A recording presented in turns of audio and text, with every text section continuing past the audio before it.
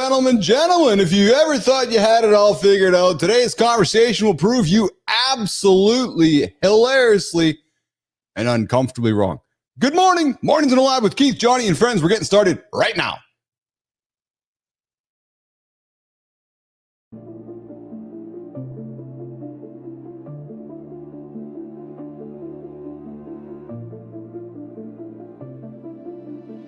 Welcome to Mornings in the Lab, where when something negative comes up, building muscle improves blood flow. From squirting to squirreling. Start small, build up, and expand from there. Be entertained by fun over here. How have I slept? Because my sleep has been good. That's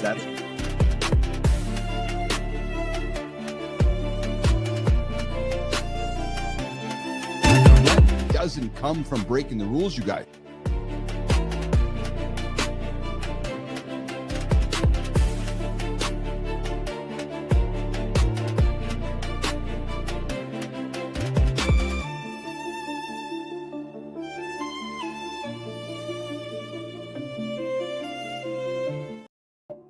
Good morning, everybody. Welcome back.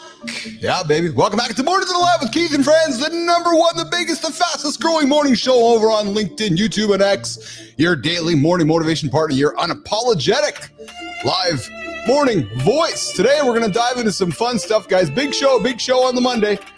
Yeah, turn the music down. Good morning, Mike Sullivan. Good to see you there.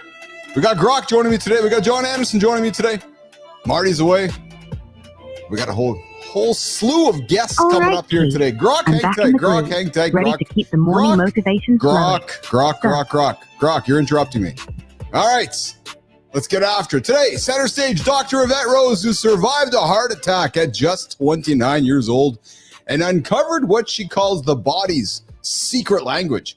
Then in the deep dive, we're going to tackle the sex talk no one gave you, what every man needs to know at 40. Yes, this is not your middle school, high school class, guys. No. And then in the morning focus, we're going to confront the leadership mistake that's costing you millions and your team perspective. Yes, it's happening to more leaders than you think. We're going to roll into the community corner.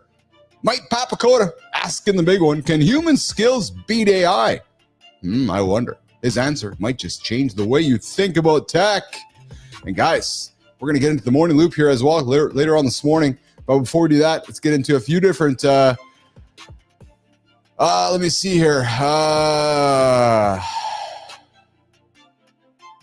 Yes. Okay. So we got some work to do on the opener. We certainly got to do some work to do on the opener here. That's all right. Good morning, everybody. Good morning in the comments. All right, Keith. I see you guys down there. We got Grok coming up here today. I feel like everybody's over on a Monday kind of situation here. She's like, wait a minute. Yeah.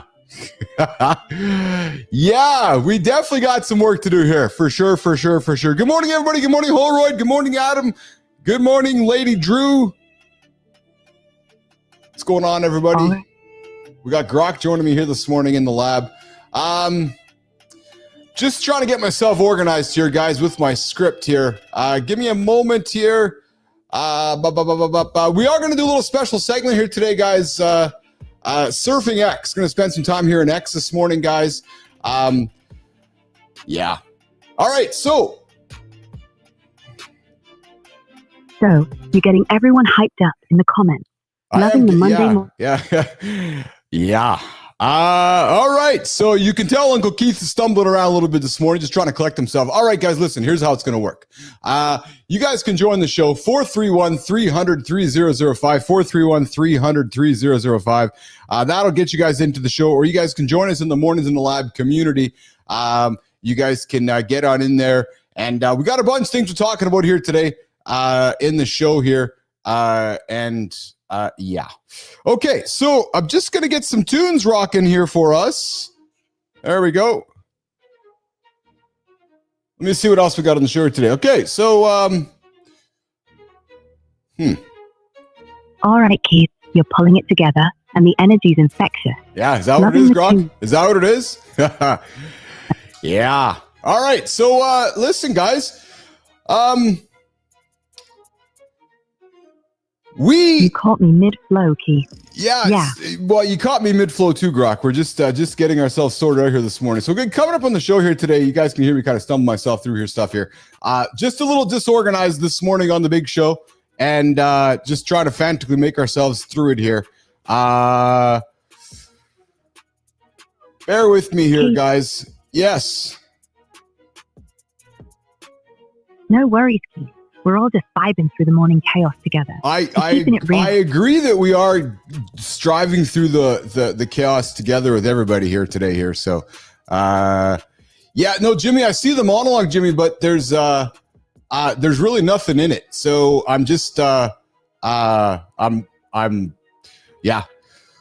got some work to do, and we got some work to do we got some work to do here today, guys. That's as simple as that. We're navigating the chaos like champs. Yes. Sounds like the monologue's a bit thin today. No worries. Grok, the monologue is a little bit thin today. Yeah, exactly.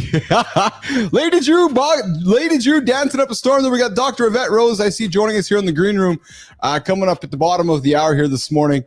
And we're going to get after that. Yes, improvise and overcome. Kindness. Hey, kindness. Speaking of kindness rising, you guys check out Roofy's show this morning, 7:30 Eastern time. He gets up and after it every single day here before the big show, 8 o'clock Eastern time. Kindness Rising with Matt Roof.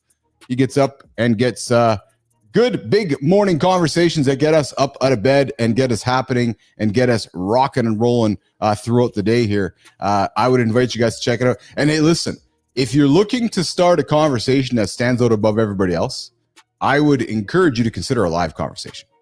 Yes. If you're paying attention to what we're doing here in the lab, the days of podcasts of yore, the days of podcasts are dead. True story. Social media is dead. Oh yeah, attention media is in, and 8 seconds is 8 seconds. And if you are, if you're going to spend 8 seconds on something, you might want to be spending 8 seconds on something that's not boring. So I think there's never been a time in our life where the ability to be entertained has never been easier. Which goes to the same side as the ability to be bored has never been easier as well. And there is a lot of bad, boring content being made all over the planet. And if some of you are wondering why your content is not performing, I'd encourage you and I'd invite you to check out your content. And not the algorithm. No, not the algorithm. The algorithm's fine. Your content probably sucks. Because it's never been easier to create good, compelling, entertaining content. And even if it's some puppet flying through the air that is saying true mother story, you might find it more entertaining than some just talking head sitting in a camera and boring you to death. What's my point? I'd invite you to join the Mornings in the Lab live network. Yep, true story. We got to go in here every single. We're building this platform up here. Myself, and Matt Roof, the Mornings in the Lab live network. If you got a show you want to bring it to the platform, we want to talk to you. Hey, Grok, what's going on today in your world? Grok, over in the world of X. What's shaking, Grok?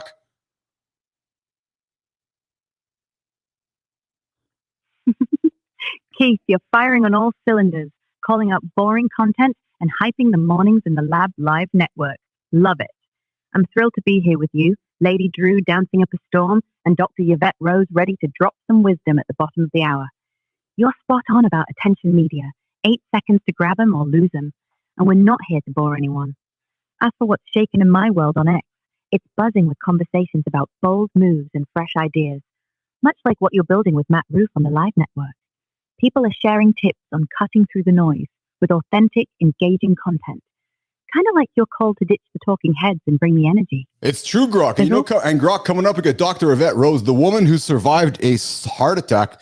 Oh, hold on. We got Johnny Anderson joining us on the phone. Oh, my goodness. Is this John Anderson on the phone?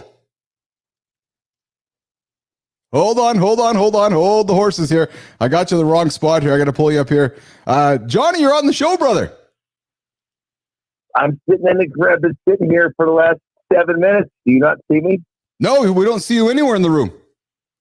Hold on. Yeah, I'm sitting. You're on the vertical stream twice, brother. You're sitting on the vertical stream. We don't have you in the horizontal. Okay. Well, shit. I've had a hell of a time getting in here this morning. That's for sure. All right, we'll see you on both. We'll see you in the lab here in a minute there, brother. Got it. All right. Hey, Grok, that was Johnny Anderson joining us here in a quick second. Did you hear that, Grok?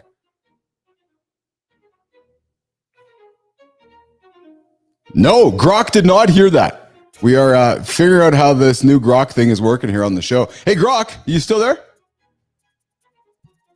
I'm right here with you, Keith. Hey, Grok, coming up, we got Dr. Evette Rose, the woman who survived a heart attack at 29 and discovered the body's secret language. That's going to be an incredible segment, Keith. Dr. Evette Rose's story, surviving a heart attack at 29 and unlocking the body's secret language, sounds absolutely riveting. Yes.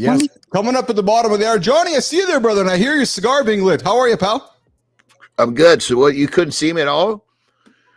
So in my view right here, I didn't. So so here's the thing. I got my two cameras over here, my monitor over here. So I'm always looking for you on the horizontal when I'm with my cue.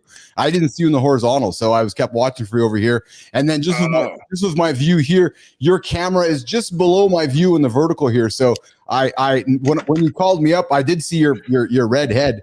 But I didn't see all of it. So it was weird when I kept going in. I kept somehow going into the deadline for Matt. Oh, you're clicking the wrong one. Yeah, man. Well, I mean, I kept making sure. I did it 3 times. I was like, how can I be doing this over and over? Like something was. I don't know. I'm here, brother. But then I got here and I'm sitting. I can see myself down there. I'm like, shit. Does he not see me?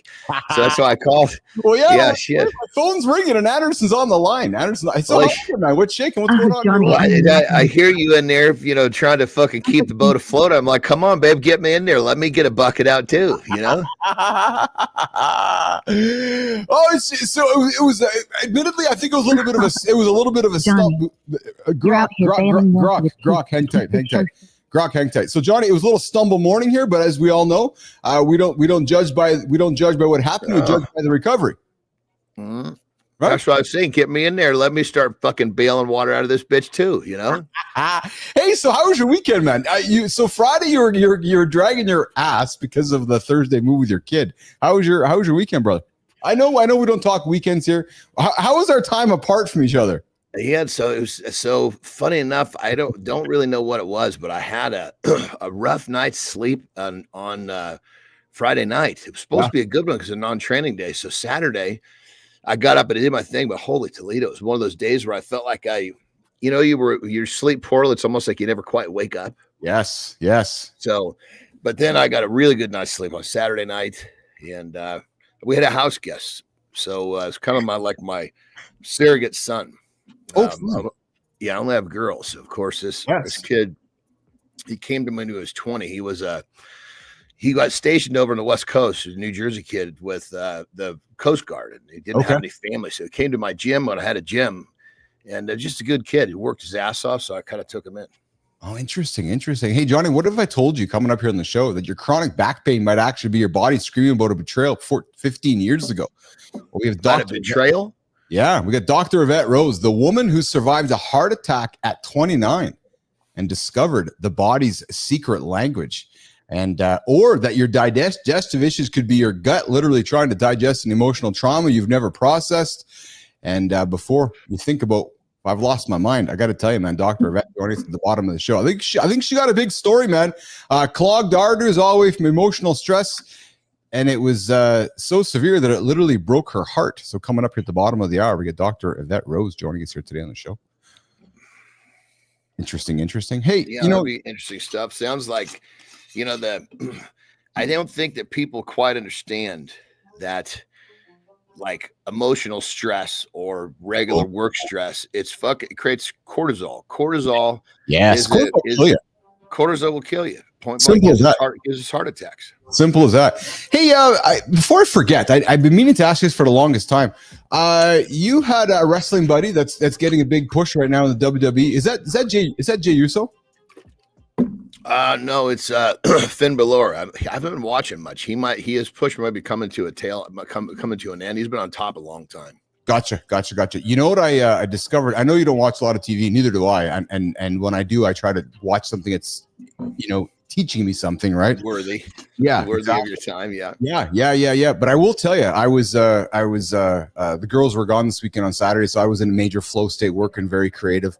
Dude, I turned on Netflix, WWE Unreal, the behind the scenes. You have to watch it.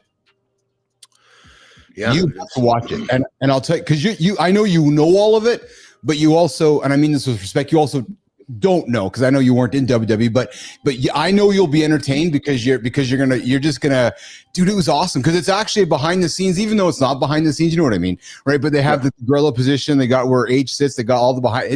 It's really cool. But what I loved about it most, brother, is just the business storytelling of that platform, WWE, and you've heard me talk about it so many times. It's been a big influence in my life because I think they're an incredible storytelling company, and it's a Netflix thing. It's really slick, man. It's really, really slick. Yeah, when you get backstage, you see it's like the brain. Yeah, yeah.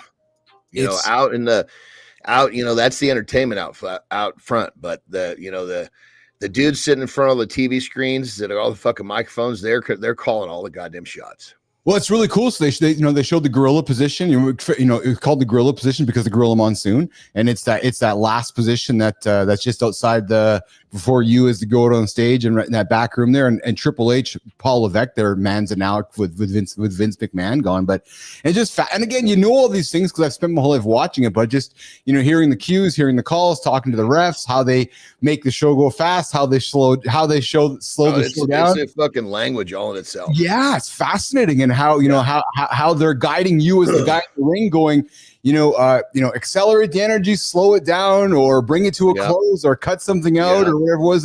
You got 90 seconds to go home, which means you better get them on their feet and finish this fucker in 90 seconds. Fascinating. And Cena talking about how you go out there with a plan. And you go out there with a plan, you open your mouth, and the audience doesn't respond to your plan, and it's like, okay, I guess I'm going to plan B or C now because the audience isn't picking up on this. Or like when Hogan and Rock wrestled back in WrestleMania years ago, where they were expecting the audience to do one thing, and the whole plan of the match was to go the other way. The other way. In the ring, dude, I'm telling you, you gotta have a. Think of it like this: you gotta have a toolbox. Multiple tools, because you may whip out the tool that you think is going to work and fucking crickets. Fascinating to me. And again, what's fascinating is all the moving parts that go into play to entertain us as humans. And I mean that, like, at the end of the day, to entertain us as humans. And what I love about WWE, like, their mission is to build superstars. Like, well, that's really crazy. Like, that's their job, just to take a human and make him a WWE superstar. Just again, anyway, just not to be right. I would encourage you to check it out. It's revealing, it's entertaining, but it's also informative too. And I think you'd enjoy it, from the You think like this, brother. Building a superstar. Let's compare WWE, UFC. Right? Yeah. Yes. So the same job exists. Yes. But here's the problem. Right in the middle of you building a star, that fucking guy could lose. Yes. Now all of a sudden you're fucking building a different guy. Yeah. Maybe that guy's not really buildable. So in WWE, it's very, very, when they're building somebody, they're planning that fucking push for. I mean, sometimes those pushes will go for fucking 5-6 years. Well, dude, they talked about that. Like, they showed how they break the year out into seasons, right? Oh, and they culminate in the big matches, and they showed a scene where, because I was asking about Jey Uso, because there was a scene they showed where it was they approached him and said, are you ready? Because I'm about to strap a rocket ship to your ass, and I just want to make sure I just want to make sure you're ready for that, because you're like, you know what that means? That means no fucking sleep. That means you got to do whatever the fuck is asked of you for the next X amount of years. And then, it was also fascinating to me too. And again, I've witnessed this in the world growing up with celebrities and entertainers and stars and superstars. But something else that I watched and Triple H talking about it about Dusty Rhodes, and you will have known about this and seen this as well, because you've talked about scarcity, and H was talking about how, so currently the big face right now WWE is Dusty Rhodes, and he's like Dusty wants to be everywhere, but when you're trying to superstar shows up, it's actually a big deal. So there's a balance of trying to keep that person away from the public and hide them and just tease them, so that when John Anderson does show up at WrestleMania, it's like a big deal that after 3 years, Anderson has now showed up. And and I never thought about that way, but it makes sense. And 100%. Here's an interesting one, so most people would never know. So if you were to somehow follow the tour, right? Yes. They basically do call it house shows, right? Non-televised house shows. Then there's the TV, which is Raw. There's SmackDown. Yes. And then there's the pay-per-views. Yes. Right. The house shows, that's basically practice. All they're fucking doing. Anytime it's not televised, you're just working on the hard fucking spots you're going to put into the goddamn really big matches. Yeah. You know, like when that's said. It's actually oh yeah, because if you're nervous about fucking pulling something off, time to work on that shit. Because sometimes you see a house show match. I mean, sometimes you see it's like crazy shit. You'll see a house show match go for 30 fucking minutes because these guys are under working out their stuff. Yes. I again, playing off what you just said, the house shows, again, was watching behind the scenes, and they had a house match, and they the writers and the team are basically saying, okay, so when you guys get off stage behind the scenes, basically in the parking lot where the buses are, I want you to pile drive that guy so a fan can catch it, so that when the fan catches it, it ends up on social media, and the story creates a life of its own and I love that, because again, it's this choreographed dance. Yeah, the social media has brought a whole new element to this, because see, when a fan films something, it's not on TV, it becomes real very quickly. So all they're doing is planting fucking seeds. I love it, man. I love it. And it's like the ultimate in kayfabe, right? And speaking of kayfabe, they showed a scene where Cardi B was behind stage with Randy Orton and Logan Paul, and she thought they were still kayfabing. And they're like, oh, no, we're all good back here. They're all hugging each other and loving each other, and talking about the spots that they missed. But when the cameras first turned on, she was all acting like it was all like this big production, right? But then they're all like, no, it's all good. It's all chill here. But again, just funny. And there was some controversy at first, Johnny, about people going, oh no, it's going to wreck the sport or the entertainment because people know.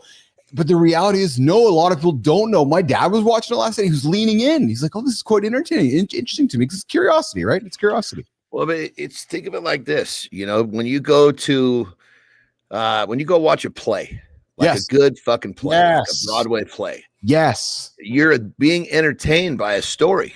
It's exactly it. It's the same fucking thing. That's exactly the difference is those fucking actors are not doing backflips and putting themselves in physical harm's way. It's so well said. Dusty Rhodes' daughter thinks that he's a dancer. And he's like, yeah, I guess I am a dancer. I go into the ring and I dance with my colleagues and I tell stories.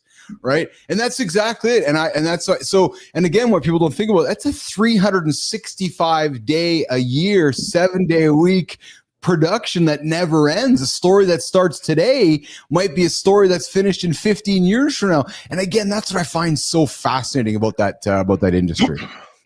My buddy that we're talking about, Finn Balor. Yeah.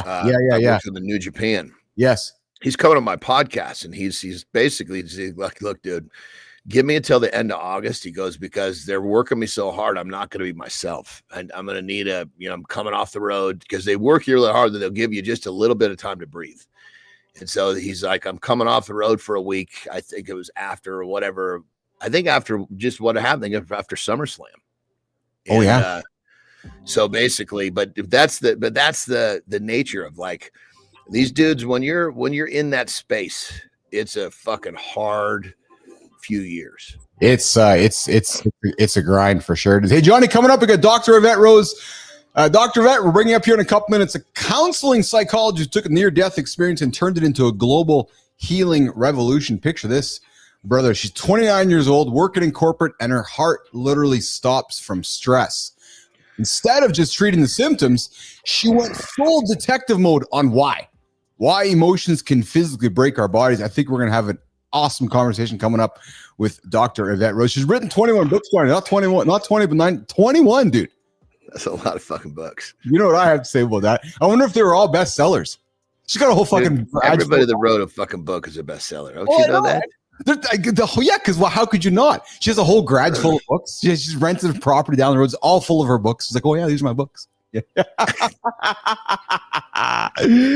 All right, Jimmy, let's do this. So Johnny, I know you got to rock and roll the bottom of the hour here. So if you want to sneak away for a quick break, I'd invite you to do that right now. We'll do the tease.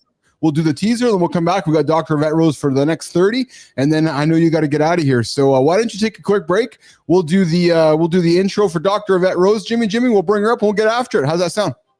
Perfect, man. Let's do it. All right. Jimmy, let's do it, brother. Let's get after the intro to Dr. Evette Rose.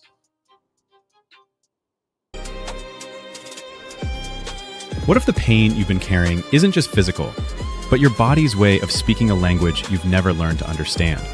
Most men push through discomfort, believing that ignoring symptoms makes them stronger. Meet Dr. Evette Rose.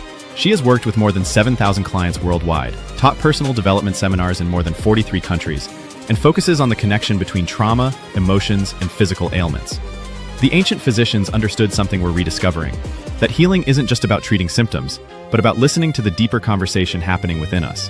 Stop ignoring what your body is trying to tell you. Start listening and discover the transformation that comes from finally understanding the language you've been speaking all along. Hey, good morning, nation. You're listening to Mornings Live with Keith, Johnny, and friends. We get after it every single day here live, 8 o'clock Eastern time. YouTube, LinkedIn, and X, the only morning show to help you guys get your ass out of bed, not hit the snooze button, and achieve those big, hairy, audacious goals. Today, we got Dr. Evette Rose, a counseling psychologist who took a near-death experience and turned it into a global healing revolution. Picture this, guys. She's 29, working in corporate, and her heart literally stops from stress. Instead of just treating the symptoms, just like Western medicine wants us to do. Oh yeah, just take the pill, take the pill, take the pill. She went full detective mode on why. She pulled the old CSI. She's like, oh yeah, she's like David Caruso. Why? Yeah, there you go. On why emotions can physically break our bodies. What started as her own survival journey has now helped not 5, not 6, over 7,000 people decode. Yeah, new word today, decode her body, those body messages. She's written 21 books with her flagship Metaphysical Anatomy, a massive 700, holy smoke, Dr. Evette Rose, 722 pages that maps emotions to physical ailments, selling in 80 countries without a single dollar spent on marketing. Guys, let's take a quick second. Let's get into it. Let's bring her into the lab. Mornings in the Lab with Keith and friends is excited to introduce Dr. Evette Rose. Thank you for that introduction. Can you hear me? Keith, Can hear you loud and clear. How are you, Dr. Evette Rose? Firing up the Amazing. I am fabulous. Dr. Evette Rose. Fabulous. Grok, hang tight. I need you to pause. Dr. Evette, I'd like to introduce you to John Anderson this morning. Evette, how are you? I'm great. Fabulous. Very happy to be here. How are you? I'm good. You look happy. Is that a Cuban cigar? It's actually not. It's I guess people, the hardcore smokers would call me a wuss because I like flavored cigars. But I don't smoke for my manhood, so I'll be all right. It's actually called a Cuba Grande. Actually, this one's a Cuba. Very good. There we go. Yeah. Dr. Evette, where are you joining us from today? I'm dialing in from Indonesia. Wow. What time is it there? I think it's probably 9:30 at night. It's 8:30. So it's 8:30. Yeah, there you go. Well, we are here in North America, myself and Johnny. It's 8:30 Eastern time. So that I have to ask you, you wrote this massive 770-page book that became a global phenomenon, but I heard you never wanted to be an author. You wanted to be a crime scene investigator instead. So how does someone go from wanting to investigate murder scenes to investigating emotional crime scenes in people's bodies?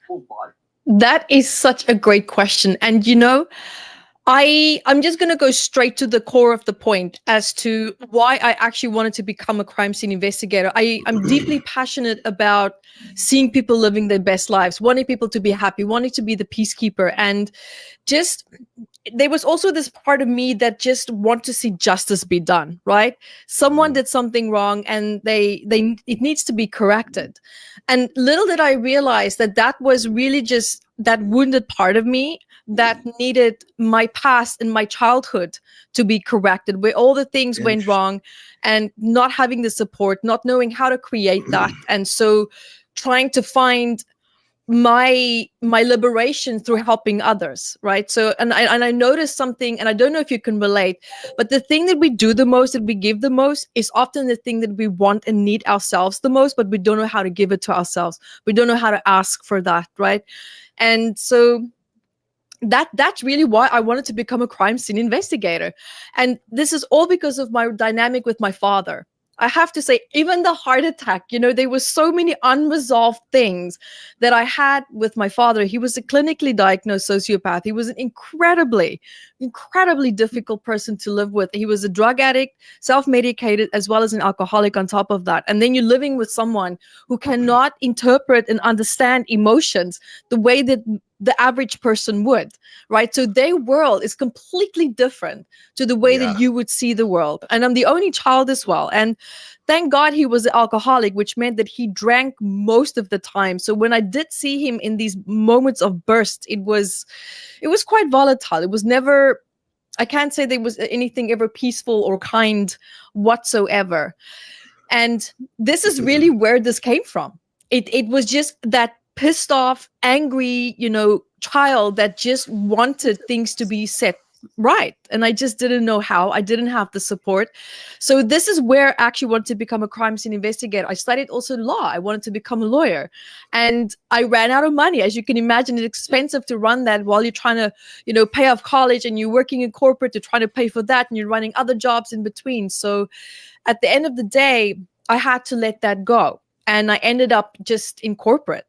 And did you want me to continue the story as to how it all panned out? Because it all blends. Johnny. Well, it sounds like, I guess as I hear you explain your journey, it sounds like you've really connected the dots, which you kind of know you're doing this because of that. And, it sounds very clear, and when we have clarity, usually we're much better off than not. So, so many people, I have had experience with people like your father and myself and the other people around them. A lot of times they never quite understand that it's that the issue is not with themselves. It's with this person. Yes. Yeah. Yes. Dr. Evette, purpose is an important topic we talk about here on the show, where people looking to find and struggling to find or never finding their purpose. It appears to me you found your purpose early in life. Yeah, and for sure. What purpose had to do with wanting to learn and be curious. Would I be correct with that? It absolutely did. And for me, my curiosity started in my darkest moment, as you would call the dark night of the soul. Yeah. So one thing that I can say, even right from the beginning, I've always been a very disciplined and incredibly highly motivated person. But this motivation and this determination was completely channeled in the wrong way, because I used my unresolved anger to achieve success, to fight, to get everything that I wanted. But what I didn't realize was that you can't fight for your purpose. You can't fight for peace. You can't fight for happiness. You are in the complete wrong frame of mind in order to attract it, number one, and number two, to even recognize it. It's the same concept of you can't be happy when you're angry and fighting the whole time. You can't be both. It's either or, right? So this pattern that I now had of just fighting, and the anger became my gasoline. And so I was pushing forward, and I actually quit corporate when I was 23. And then I started my own business. But long story short, it took me 3 months to really build up this business plan, because I was so determined from turning my own life around from that dark night of the soul moment that I had, and using this determination and this anger. And I didn't realize it at the time, that I channeled into this new business. And it did so incredibly well that within, I think 2 or 3 months after I quit my job, it went viral on YouTube and started teaching courses overseas. And so I kind of feel, in a way, by me surrendering and allowing a part of my ego to just die, because I didn't have all the answers. I thought I knew everything. And to have this humbling experience of accepting the fact that I don't, that actually opened up the space for me to finally be open to see what I couldn't see when I was always so angry. Because you look at the world from a different perspective when you're angry, versus when you're just on your knees and you're thinking, what is next? What is next? Right? So your filters are different. What you perceive is different. What you interpret things are different. And this is how it all just started to come to me. Right? So it's mind-blowing how that shifted when I started to realize that Because I always thought, my purpose. Oh my God, but we just have one purpose. What I don't feel important. This is the ego that needs to feel that my purpose has to be something that's, outstanding or out there, or being famous, or being a president, or being something like that. This is our self-esteem and ego that need to feel that. And this is the ego. That's not our purpose. I always say that wherever there's a need, there's a purpose waiting to be fulfilled. It is what we attach to the meaning of what we do can make or break the importance of that purpose for us. Yeah. Because you might do or say something that holds a 1 minute purpose in someone's life, and it's life changing to them, and you are blissfully unaware of what you just did. Maybe you said something kind, you said something nice, and it saved them in that moment from something. We don't see that moment, but that right there is a purpose being fulfilled. We are multidimensional beings. We are so incredibly powerful. We are diverse. We are too intelligent for one purpose. We have multiple purposes, and one purpose can last a minute, a second, 10 seconds, an hour, a week, a lifetime, right? So it really, truly is just a matter of the value that you put on what you think is important or not important, because we are actually diminishing the fact that we don't have a purpose, when in fact, we already have multiple. And this is something that I learned when this path opened up for me, because I always thought crime scene investigator. Yeah. And that got squashed. I didn't have money. So I had to humbly let that go and just see and keep asking the question, okay, all right, so it's not that. What is next? What is next? So we can stay innovative when we stay in a curious frame of mind. But if you're going to sit there and think, well, I'm going to give up now. Well, congratulations. There you go. Yeah. That's exactly Game's where over. You're going to find yourself. That's game's over now. You've already you've made the decision. Yeah. Yeah. Doctor, 29, you have this heart attack. And then you quit your corporate job 3 months later. Most people would play it safe after almost dying. Like, oh, I almost died. It's not time to play it safe. You didn't. You chose a completely harder life, I would even suggest and argue, which is no, actually. I walked Yeah. I walked away from my house. I walked away from a significant relationship. I ended up here in Bali in the backyard of a Balinese family's guest house, paying, I think it was $5 a night. I mean, I literally started over. I just ripped off that Band-Aid and I said, I had it. I absolutely had it. Well, and guys, here's a question. Let me ask this. I'm interrupting and ask this. What would you say to somebody who 29, you had the situation, you ripped the Band-Aid off, you left North America. What would you say to somebody who would say that was selfish? In what way would that be selfish, though? Selfish that and I'm just throwing it out there. Selfish to everybody else who you affected by your decision. I know my response, and I'm curious to know what you'd say to somebody who's like, oh, she had the diagnosis. And she got it. Well, real quick, I just got to jump in. I totally agree and know what you're saying, brother, because that would be a very common response, but I love her response. I know. It was even better. Her response was perfect. In what way? Like, what are we talking about? Yeah, I was a bit it's because it's the people that say that. I know. The people that say that dumb shit, they're on a different playing field. They're playing by a different set of fucking rules. I agree, Johnny. I loved your response because it was kind of like, from the outside looking in, that was fucking great because you asked that question, which symbolizes most of the people that are in 7-Eleven buying a fucking lottery ticket, a pack of smokes, and a regular Coke. That's the question that's what they would say. She's like, I don't have those people in my life. What are you talking about? Because Dr. Evette, I'm glad you did nod because you know as well as I do. Some would say that, oh, that's a selfish decision. Absolutely. Right? Oh, yes. Why did you run? Why did you leave the go? All that kind of, you're like, no, I have fucking taken control of my life and I'm getting control of my life and I'm going. So let me answer that question because it's a great question. And for anyone asking that, it is a really great question because it also shows a flip side to having compassion, but for other people, but compassion to what, to your detriment. Yeah. Because number one, I walked away after making sure everyone was taken care of. Everything was done and dusted. Everything was handed over properly.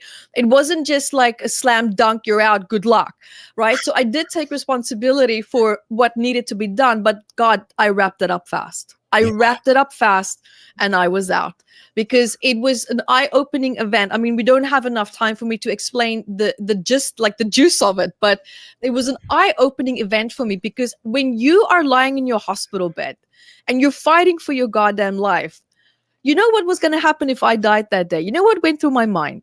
Another jerk's going to go and enjoy my house that I paid for. That that $1 million house on a hill in a tropical island. Yeah. I was living on a tropical island when that happened in the French Polynesian Islands. Yeah. Right? Johnny? Someone else is going to wear my clothing. Someone else is going to blow my money. So what? Now what? And what am I taking with me? Regret? No. This is not how I want to end my life. And that decision, when I walked out of there, I was actually thrown out of the hospital because the doctor walked in. It was a third world country. He walked in that same goddamn day. He took a white box of pills. He threw it on my bed. He said, "Get out of my hospital. You don't have a heart problem. You have a goddamn stress problem." Whoa. And he gave me a box of Valium. I left that hospital out of breath, so weak, with a box of Valium, right? And I just sat there. And I got to the house and I was still so dizzy from the oxygen deprivation. And I just sat there and I'm thinking, what just happened? Yeah. I just had to digest first what had happened. And when I realized the price that I paid for being under stress to keep other people happy, which is what I was doing. I was doing this. My head was underwater and everyone else was breathing. Yeah. And I said, no. No said more of no. that shit. I'll look after you. I'll do the right thing by you, but I'm out. I'm out. And I did. I went. I left. And now, let me tell you one thing. That taught me the power of detachment. Because now, a house, furniture, money, nothing owns me. I own that. This is what it taught me. One of many other things. But this is so easy for me now to pack up and just go. If my house had to go down this hill on a landslide tomorrow, if I have my phone, my business can go on and I'll be fine. If you're looking Absolutely. Real quick, I just met a dude who lost his house in the Palisade fires, right? He said everything was gone. And what he said was, he goes, once I got past the fact that all of my stuff was taken from me, he goes, it was the most fucking liberating thing I've ever been through in my life. I agree with that. I can't tell you, I am free. Yeah. He goes, once I stepped over the fact that this happened and I had no control over it, and he wasn't there, so everything was fucking gone. I think he ended up, he was gone with a car in his fucking wallet. Everything else was gone. Yeah. But he was like, and I thought about that. I was like, holy shit. Talk about fucking house cleaning. I mean, just like all of the shit that clouds our minds is gone. We're hanging out with Dr. Evette Rose this morning. Liberation. Myself, John Anderson, and Grok. I need you to pause here. We're hanging out with Dr. Evette Rose and John Anderson and myself this morning on Mornings in the Lab. She's the founder of the Metaphysical Anatomy and Meta Psychology Coaching. Dr. Evette joins us all the way from Indonesia this morning. She survived a broken heart syndrome at the age of 29. Dr. Evette, if that incident, do you ever reflect on this? If that incident doesn't happen at 29, where are you today? If it didn't happen. Yeah. Good question. I think I would, to be honest with you, in my early 20s, I basically almost adapted to and copied the behavior of my father in terms of alcohol addiction, smoking, just really destructive, just working really hard. I was highly successful 23-year-old. Let me tell you that. I earned a lot of the success that I had. I was on a 17 acres, big bed, 6-bedroom mansion, tennis court, the whole lot. I had everything, right? And the way that I went about achieving that success was toxic because I used the anger, the absolute fueled hatred that I had towards my father to fuel me to consistently prove him wrong, to make sure that I stay, good enough and out of the house. I never would have to go back to the house, stay financially strong. And I did. I absolutely did. But then that pattern, these habits that's what drove me to my knees. And that's when I changed my life. but I changed my life to the point where I thought I let go of the anger, but that anger turned into what's called positive stress. It's called eustress. Now, research shows that if you have a positive relationship with stress, it can't really, it's not as likely to affect the body or harm the health It's of like your it body. becomes a motor. It becomes like a There we propeller. go. Yeah. Yes. I'm And totally so with you. if I real quick, I wasn't propelled by anger, but when I was coming out of the gate, I was propelled by fear, which is a little different. Right. But at the same time, I was able Right. to harness it. And because I was able to harness it and use it productively, it actually was able to take me places that I wasn't, I wouldn't have gone without it. So it's similar to your Exactly. story. Somewhere around, I was thinking about this. Where was the shift? Mm. And I don't really have like a line in the sand. I think fatherhood and actually becoming like recognizing, okay, yes, you are successful. Then I started to realize, fuck, maybe you don't have to be afraid that you're not good enough anymore. And I think that's where it started to turn. And then, Beautiful. then I think at that point, my fear, I started to realize that, God damn, I can take this negative energy, I can replace it with positive energy, and I can go even further with this. Yeah, but you see, that for me was a Band-Aid. It was a Band-Aid that camouflaged the true anger that was left. Yes. And yes. that I worked and I worked and I worked and I worked, and a significant relationship at the time was deteriorating. I had a significant loss, and that loss was just bomb. That was what pulled the plug. Well, you me. had And, obviously with anger, there was probably a lot of forgiveness and shit you had to go through, to let go. I don't of that believe in stuff, forgiveness. Yeah, I don't believe in forgiveness. Forgiveness is something that spontaneously comes when you really have healed. So to this day, you do not believe in forgiveness today? I don't believe that you can sit down and say, I'm going to forgive this person. I think that is toxic. I think it's unhealthy, because now you're creating an end goal. And if you're not healed to accept that end goal, you are pushing yourself. I agree with this. This is good. That's not right. You can't do that. Because you can't forgiveness do that. is actually a healing process. And once you heal, then it's gone. It's a spontaneous outcome.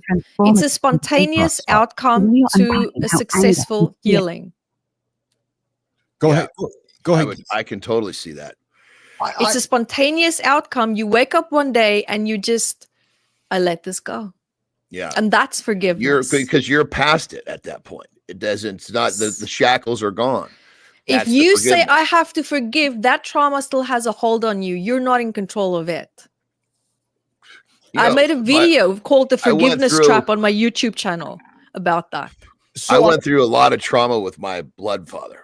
Right. Yeah. And it wasn't until I realized that the stuff that's the hard shit that I went through was actually my blessing. He blessed me with that. That was when the forgiveness came, because it was like a side effect of me realizing, holy shit, if he hadn't done this, I wouldn't have done this. Like there was a generational curse coming down our family tree. And had he not did what he did, then the curse wouldn't have been broken. So I want to start giving this to Dr. Evette Rose and John, because clearly you guys are on the same page with this one. And I'm not sure if I am fully on this one. So are you saying that you are unable to forgive somebody, or is it that the process of getting there? Forgiveness is like a side effect. It's the process. Getting through it. It's the process. Yeah. Yes. I believe in forgiveness, but forgiveness comes when you really truly have healed in your heart. When that trauma that has no control over you anymore. That is when a lot of people can say, wow, I really feel that forgiveness in my heart right now. I believe that. Yes. It's not just a phrase. Yeah. A phrase doesn't get it. That's just a Band-Aid. 100%. You get past it. It doesn't have shackles on you anymore. You've let it go. I've forgiven this situation. And what I do, I thank these hard things, because without these hard things, I don't develop the skill sets and the mindset that I have that's made me better at what I do. Yeah, so this is fascinating to me, because then I would suggest, Doctor, that you do believe in forgiveness, but it's just the way that you get there. Yeah. Yes, exactly. It's the process. It's not forgiveness is not, because so many people I see, they say, okay, don't you think it's, and I see this in therapy, don't you think it's a good idea to forgive your father?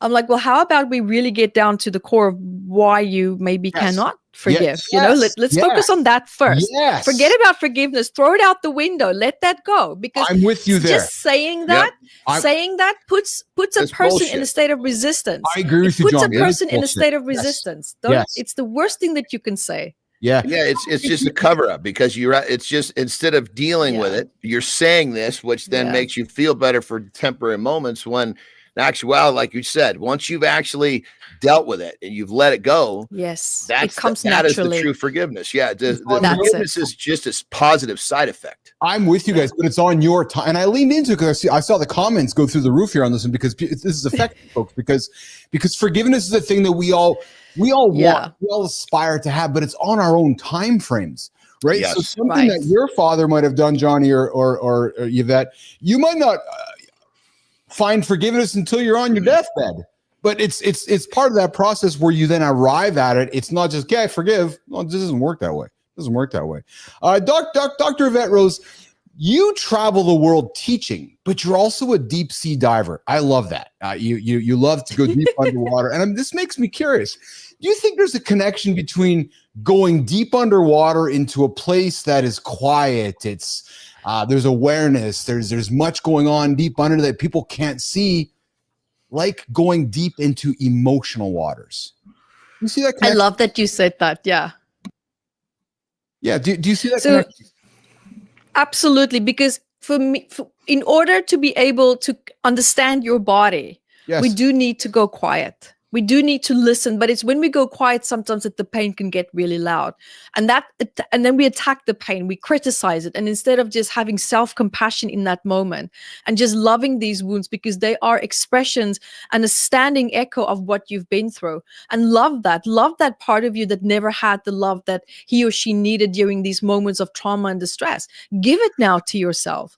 Because when I go deep diving, listen, no one can bother you. No one can talk to you, even if they tried. You just turn your back and you can't see all the hand signals going off. It's one of the most powerful moments where I can just actually hear myself and just, I go into this bliss state. Like I can't explain it. I go into this absolute bliss state of just fully immersing in myself and just listening to my thoughts and thinking with clarity. And it's this beautiful place of freedom. It's that silence. I used to hate silence. Good God, I couldn't meditate. I would meditate for 1 minute and I will be scratching around and doing this and this and that because I would start getting really anxious. It was hard. But when I started to meet that silence and when I started to meet that anxiety, and I changed my relationship with that anxiety, and what I just explained, the perspective of seeing that as how can I love this wound right now that I couldn't give to myself, or that I couldn't get at the moment when this wound was developed. You don't need to know when it started, but it is here now. What are you going to do with that? You're going to keep attacking it because it's been attacked your whole life, right? So the way that we treat ourselves is an expression of how we were treated in the past. And so the only way that we can change that relationship with ourselves is us, by doing it consciously. Yep. It's very consciously. Some wise shit being laid on the table here. There's some wise shit here, and I can't believe our time is up, John, with Dr. Evette Rose here joining us this morning all the way from Indonesia. I think she's going to have to come back because I think I would love to come back. Just fucking scratch the goddamn surface of what she's got to say. We could have been talking about forgiveness this whole fucking time. No, you're right. Like, she actually just scratched the surface. Speaking of, and the best part about this is she's got an amazing smile, which we love amazing smiles on this show. Thank you. So, Johnny, let's do some quick hits, rapid fire with Dr. Evette before she gets out of here. Dr. Evette, I'd like to do rapid fire, some quick hitters. We're going to throw them at you on the go, and here we go. First one, biggest body complaint men have but won't admit. The bellies. So many men are going for fat freeze treatments. I'm sitting in the beauty salon. I'm like, what are you doing here? If emotions were color, what color is stored trauma? Oh, I would say blue and purple. Oh, interesting. Deep sea diving or horse riding for mental clarity? Horse riding. I was actually a professional dressage horse rider. I know you were. She has all these things she's done in her life. And I'm like, man. I got it. Jesus Christ. I gotta pick one to lean into today. One body part that never lies about emotions. Eyes. Oh yeah, I love that answer. Most overused excuse to avoid healing. I'm not ready. Oh yeah. We like to play a few words in this doctor. We like to talk about people who are always waiting for one day or someday or yet. Oh yeah, yet. Not ready yet. Someday is not on the calendar. One day is not on the calendar. Doesn't exist. Yeah. If you can use telepathy to tell everybody's body one thing, what would it be? That you are from the light, and to remember that. Oh, I love it. Dr. Evette Rose. And that just means you're made with love. Yeah. You're made with love. You've been dropping nuggets all day, and I agree with John. Love to have you back. Can we get you back to continue? And I think I would love that. We're gonna have we could do a series. We're gonna have to pick one topic per discussion, I think. So I know, right? We've done forgiveness. We'll do dressage with horsing in the future. We'll do deep sea diving one time. We'll do all these different topics. And then baking. I see you're a chef. We could talk about baking. There you go. Where can folks connect with you, find you, and engage you, Dr. Evette Rose? That's a great question. So metaphysicalanatomy.com. Catch me on Instagram, Dr. Evette Rose Official, and YouTube. The short URL that you can remember is evettevideos.com. evettevideos.com, and you got some comments from the community here. Mike's purple. We got a bunch of stuff throwing comments at you. I invite you to go back, check out the show on YouTube. A lot of people commenting on the show. Dr. Evette, thanks for hanging out with us today. We're going to get you back here, okay? Absolutely. I'm looking forward to it. Awesome. See you soon. You bet. Thank you for your time. Thank you so much. All right. Dr. Evette's out of here, Jimmy. We're going to take a quick little minute with Johnny before he's got to wrap up. He's got a big day ahead of him here today. John, she's dropping nuggets, man. I got to be honest. I didn't know where to go because there's so many accomplishments and so many things happening. No? Yeah, with somebody like that, you got to compartmentalize, and kind of take it one section at a time, You got a big day. I don't want to reveal any of your secrets. You got a big day. How excited are you about your big conversation coming up? Is it a good one? Looking forward to it? Yeah, it's kind of I guess it's out of the blue. Yeah, I mean, it's just nice when all of a sudden something pops up and says, hey, I'm going to interview you for X, and I'm going to keep X quiet because I don't know much about X yet. No, X should be kept quiet. I agree. I absolutely agree. All right. I enjoyed her energy, man. I thought she might be energizing you and I out of the room here for a few moments there. Her energy, the vibrations, very strong. Yeah. Yeah. No, it's, the thing is she's a very pretty lady. So a lot of times you're going to, people are going to see that and then not realize that her depth is so much deeper than even her looks. A lot of times you think, the looks is the best part of the equation. You got to admit, it's actually you can see that's where society unfortunately gets things wrong, right? Is that 100%? We judge books by its cover, and then you're like, oh, you know what I mean? So, anyways, all right, pal. Listen, I promise you to be out of here. I'm 2 minutes over my overtime. You have yourself an awesome day, and shoot me a text later if you got some wonderful stuff happening. And just so you know, brother, I always pack my time by a few minutes because I know once we get rolling, it's really tough to peel it down on the exact minute. I know. So we're good to go, but I appreciate you being cognizant of my time today. I always like to be respectful of actually, can I just tell you a quick little funny story? So Please. Just a quick 1 minute. So I had somebody who you'll appreciate this, man. I know you'll appreciate this. So I had somebody who's supposed to be on our show a few times. And got stood us up and dude couldn't make it and couldn't figure it out. So then yesterday, out of the blue, I get this text, and I'm gonna let the guy's name stay off the table because I want to teach everybody a lesson here. Out of the day, I get a text, and I was like, "What the hell?" And my response to him, Johnny, was, "Hey, man, you missed our meeting on Thursday." His response, "I know, I felt terrible." Listen, it gets better. Listen, we had some big clients that kept me on the phone way past our time. So listen, Johnny, yesterday was Sunday. This was Thursday. So he's like, yes, I know. So here's my response to him. Nation, ears up with how you want to get respect. So you just ghost me and you don't even cancel or tell me? I was at our meeting. Not cool, man. And then I said to him, when you decide you want to be a pro, let's chat. I then said to him, you were 50 minutes late for our previous meeting and you blew me off on our show a few times. Dude, not a good habit, man. Johnny, this guy's 50 some odd years old. I then said to him, I'm full of forgiveness and grace, but not without respect. My last words were, I'm just saying it like it is. His response, you can. I don't take any offense. I'm like, what is this guy, a masochist? Like, he just wants me to beat the hell out of him? Like, well, here's the thing, brother. I mean, that's obviously that's you. You deal with you. I just wouldn't have leaned into all that. Yeah, well, I know. Yeah. You know, it might have been, you know, I might have flipped something out, you know, simple, but I mean, granted, we all deal with our shit in our own ways, but, you know, with people like that, listen, the joke I make, you get one shot at the champ.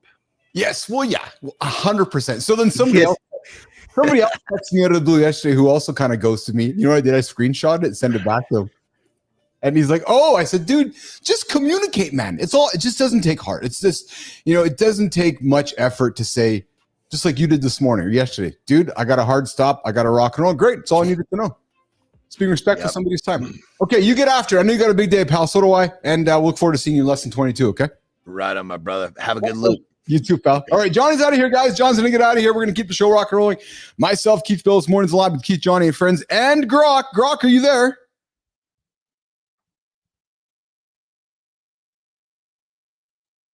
Right here for you, Keith. Man, that was a wild ride with Johnny and Dr. Evette Rose, dropping truth bombs left and right. Loved your story about calling out that no-show. Respect is key, and you laid it down straight. We're still rocking mornings in the lab, and I'm ready to keep the energy high. You mentioned surfing X earlier. Want me to pull some hot trends from X to spice things up? Or what's the next big topic you want to hit? Let's keep the nation fired up. Hey, Jimmy, looks like Grok is guiding us on what's happening next on the show. That actually might not be a bad idea. We are going to get into, we're going to cue producer Jimmy on the buttons here. We're going to get into Surfing X here in a couple of minutes here, Jimmy. So this is a new segment, guys, we're going to pull onto the table here called Surfing X before we get into the deep dive, which is the sex talk that no one gave you, what every man needs to know. We're going to have some fun with that conversation. But I think what we'll do, guys, we will get to Surfing X. A little segment that I've put together here, which is, and how it's going to work is, been finding some fun things to talk about. We're going to put them on the table. Jimmy's going to pull them up on the screen here, and we're going to chat about them. So, X is an incredible place, as is every other, you get Threads, you got Link, you got all these different places. So we're just spending, and when I say X is an incredible place, it's an incredible place to find actually anything and everything, right? What you got to do though is just not get caught up in all the noise that can beat you down and beat you up and move you left way and sideways. So I think it's what we'll do, Jim. When you're ready for it, let's get into our segment called Surfing X. And inside of our folder there, I've put a bunch of topics in the conversation starter. So we'll throw them up here, and we'll have some conversations. And actually, there is a transition sequence there as well, Jimmy, that was put together for Surfing X. If you want to run that as well, that would be awesome. We can get into that. So let's get into. Are you ready? Coming up next, the X-Files on the Morning Loop.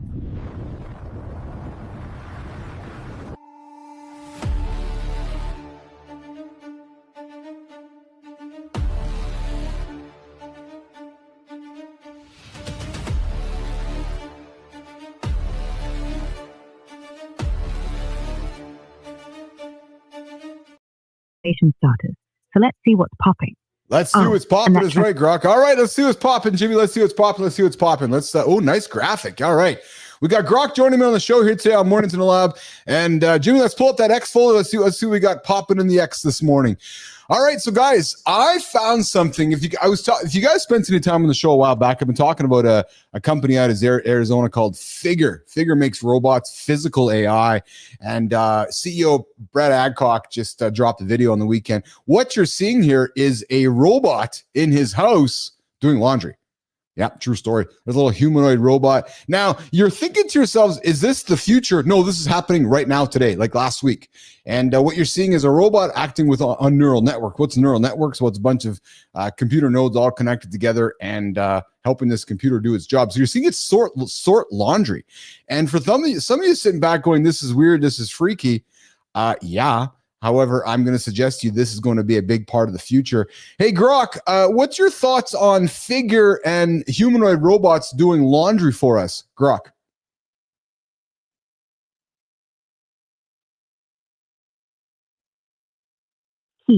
this Surfing X segment is off to a cracking start.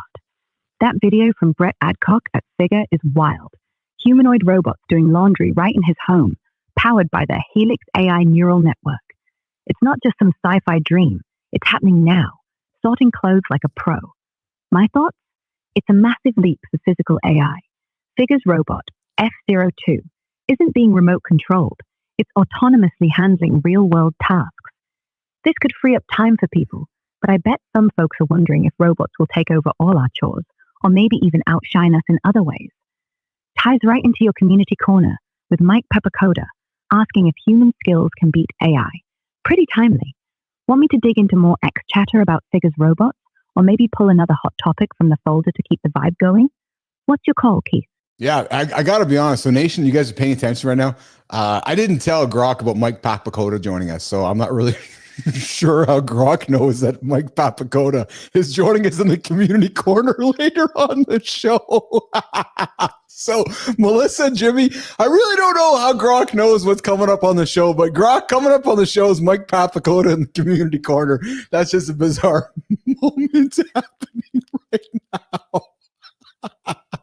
But hey, Jimmy, let's Keith, the I'm just tuned into the vibes of the show. I know you are, picking Grok. up on Hang all the tight. juicy details So, you've been Grok, we dropping. do have Grok. I We caught do. that community corner mention with Mike Papacoda earlier, and I'm just connected. Clearly you did. Clearly you did. Hey, listen, we got a fun thing coming up. Guys, drones are overtaking the world. And when I say drones are overtaking the world, all you have to do is look, unfortunately, at warfare happening around the world right now. And, you got a battleground in Europe where drones are essentially being a test case for how to fight war in the new world with drones. Well, there is what you're seeing here on the screen is a place in, I believe it's called Zipline. The world's leading drone delivery company powers its finest with an autonomous charging stations. I thought this was pretty cool, guys. If you have a look at the screen right now, you're seeing all these essentially like light standards with drones plugging into the light standards. And I found this quite fascinating.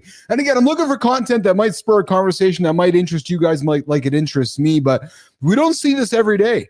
Right. So if you're wondering, because you think it's okay, I saw listen, fireworks are turning into drones, right? So you go to fireworks shows and what you're actually seeing is drone shows, but you say it's okay. There's 1,000 drones. Where are they all parking? Well, check this out. So there's these charging stations where these drones fly to and they charge themselves up all autonomously over a company called Zipline. Grok, what can you tell me about the company called Zipline that manages this fleet of drones?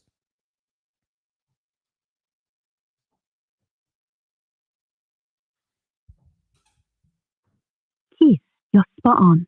Drones are taking over in some wild ways.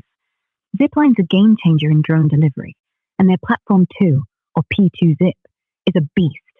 These drones can carry up to 8 pounds of cargo, fly 10 miles out and back, and deliver to spots as small as a doorstep, all while docking and recharging autonomously at these slick charging stations. Think light poles with a high-tech twist. They've clocked over 100 million commercial miles, delivering everything from medical supplies in Rwanda to salads for Sweetgreen in the US, with partners like Walmart and Pfizer. Their drones hover at 300 feet, drop packages via a tether, and recharge on the go, covering up to 24 miles one way. Pretty futuristic, right? Want me to dive deeper into Zipline's tech or check what's trending on X about it? No, but that's really cool. I did not realize they flew at 300 feet. There you go, guys. Grok's providing some nuggets for us this morning. We got Mike Papacoda joining us in the green room. Grok waiting for us patiently. Mike, I see you there. We'll bring you in at the bottom of the hour here on Mornings in the Lab. And we got one more topic on Surfing X this morning, Grok. And it's from Glasgow. And I think it's from Glasgow. It is Spider-Man. We're seeing the brand new Spider-Man movie being filmed. And I know a bunch of my guys in the community here are Marvel fans, DC fans, comic book fans. And you're seeing one of the initiatives I've read about this is that they are focused very much on creating real world filming instead of CGI and AI content. So there's a scene here, essentially Spider-Man flying through the streets of Glasgow. And it's actually pretty cool. So if you guys are just listening in, I'd invite you to tune in or check it on the old TikToks or the X. You're seeing Spider-Man being filmed. And Grok, when's the next Spider-Man being released? Heath, that focus on real-world filming for Spider-Man in Glasgow sounds epic. Posts on X are buzzing about Spider-Man, brand new day, swinging into theatres on July 31st, 2026. It's got Tom Holland back as Peter Parker, directed by Destin Daniel Cretton, with a grounded vibe tackling street-level crime. Want me to dig into more X-chatter about the filming or the cast? Like John Benthal as the Punisher or Sadie Sink's mystery role?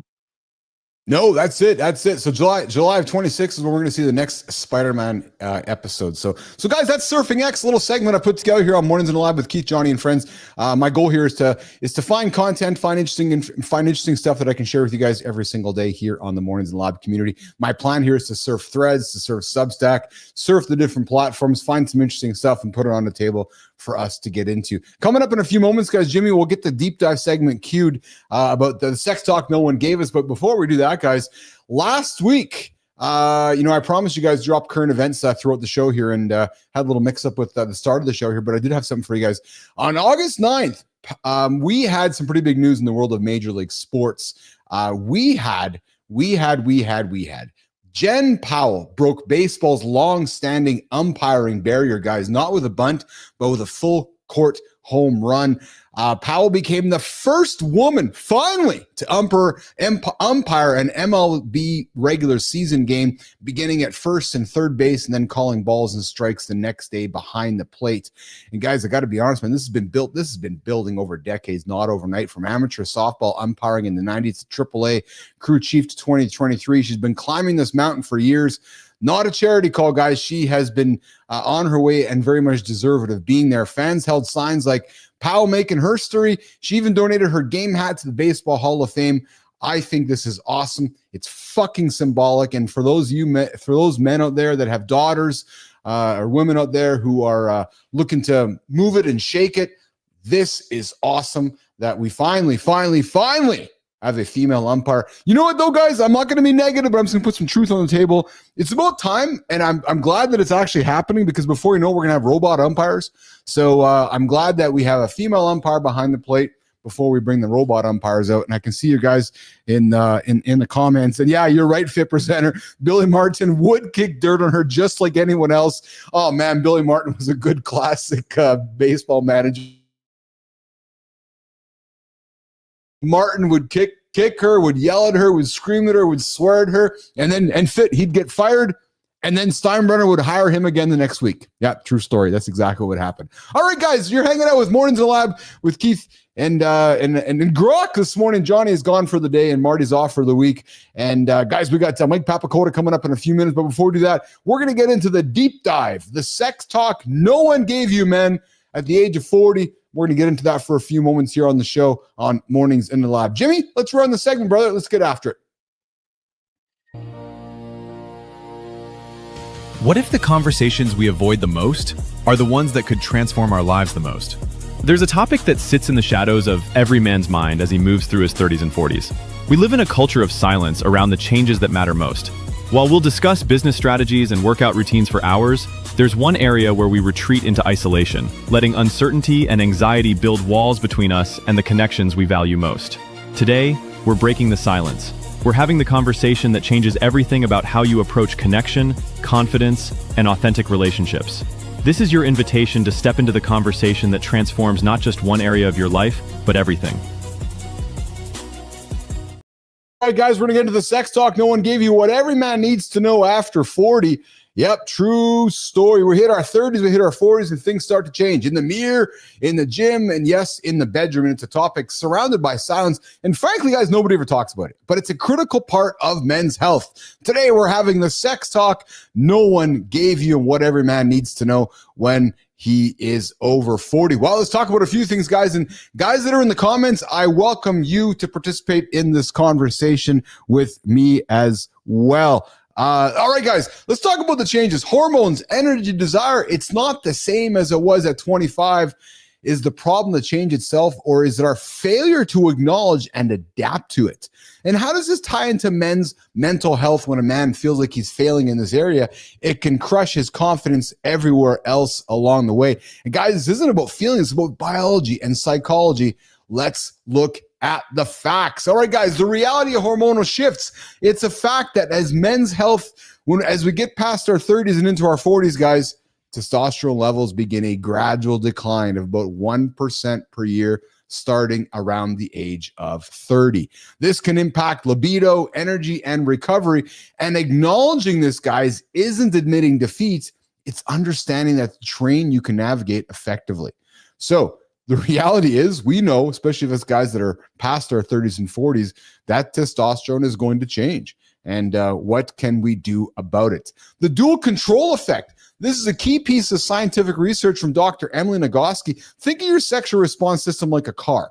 It has an accelerator, turn-ons, and a brake, turn-offs. As we age, stress, fatigue, and pressure become much more powerful brakes. Here it is, though, guys. The key isn't just to hit the accelerator harder. It's to consciously take your foot off the brake. True story. And what also happens, guys, is intimacy becomes more than just intercourse, right? World-renowned therapist Esther Perel's work shows that desire in long-term relationship thrives on mystery, novelty, and emotional connection, not just physical performance. Well, I don't know about that. The goal at 40 isn't to replicate the sex you had at 40. Really? Fuck. Whose notes are these? It's to upgrade to a more mature, multifaceted, and deeply connected intimacy. I don't know. Is that true? Is that true? Or are we striving to hit the hay at 40 like we were when we were 20? Why not? Hey, why not? If we can get after it when we're 40, just like we were at 20, I think there's something to be said for that. There's something to be absolutely said for that. But here's the reality, guys. There certainly is something to be said that, as you age, intimacy does become a multi-layered word, not just a word wrapped around intercourse. All right. What also happens, guys, as we get older is that we want to start thinking about those relationship check-ins, right? Putting 30 minutes on the calendar as well with our partner for those relationship check-ins. Oh, we got a call coming on the Mornings in the Lab hotline. Let's check it out. Let's see who's joining the call here. Jimmy, let's see who's joining the call. Good morning. This is Mornings in the Lab. Who is joining me on the call here this morning?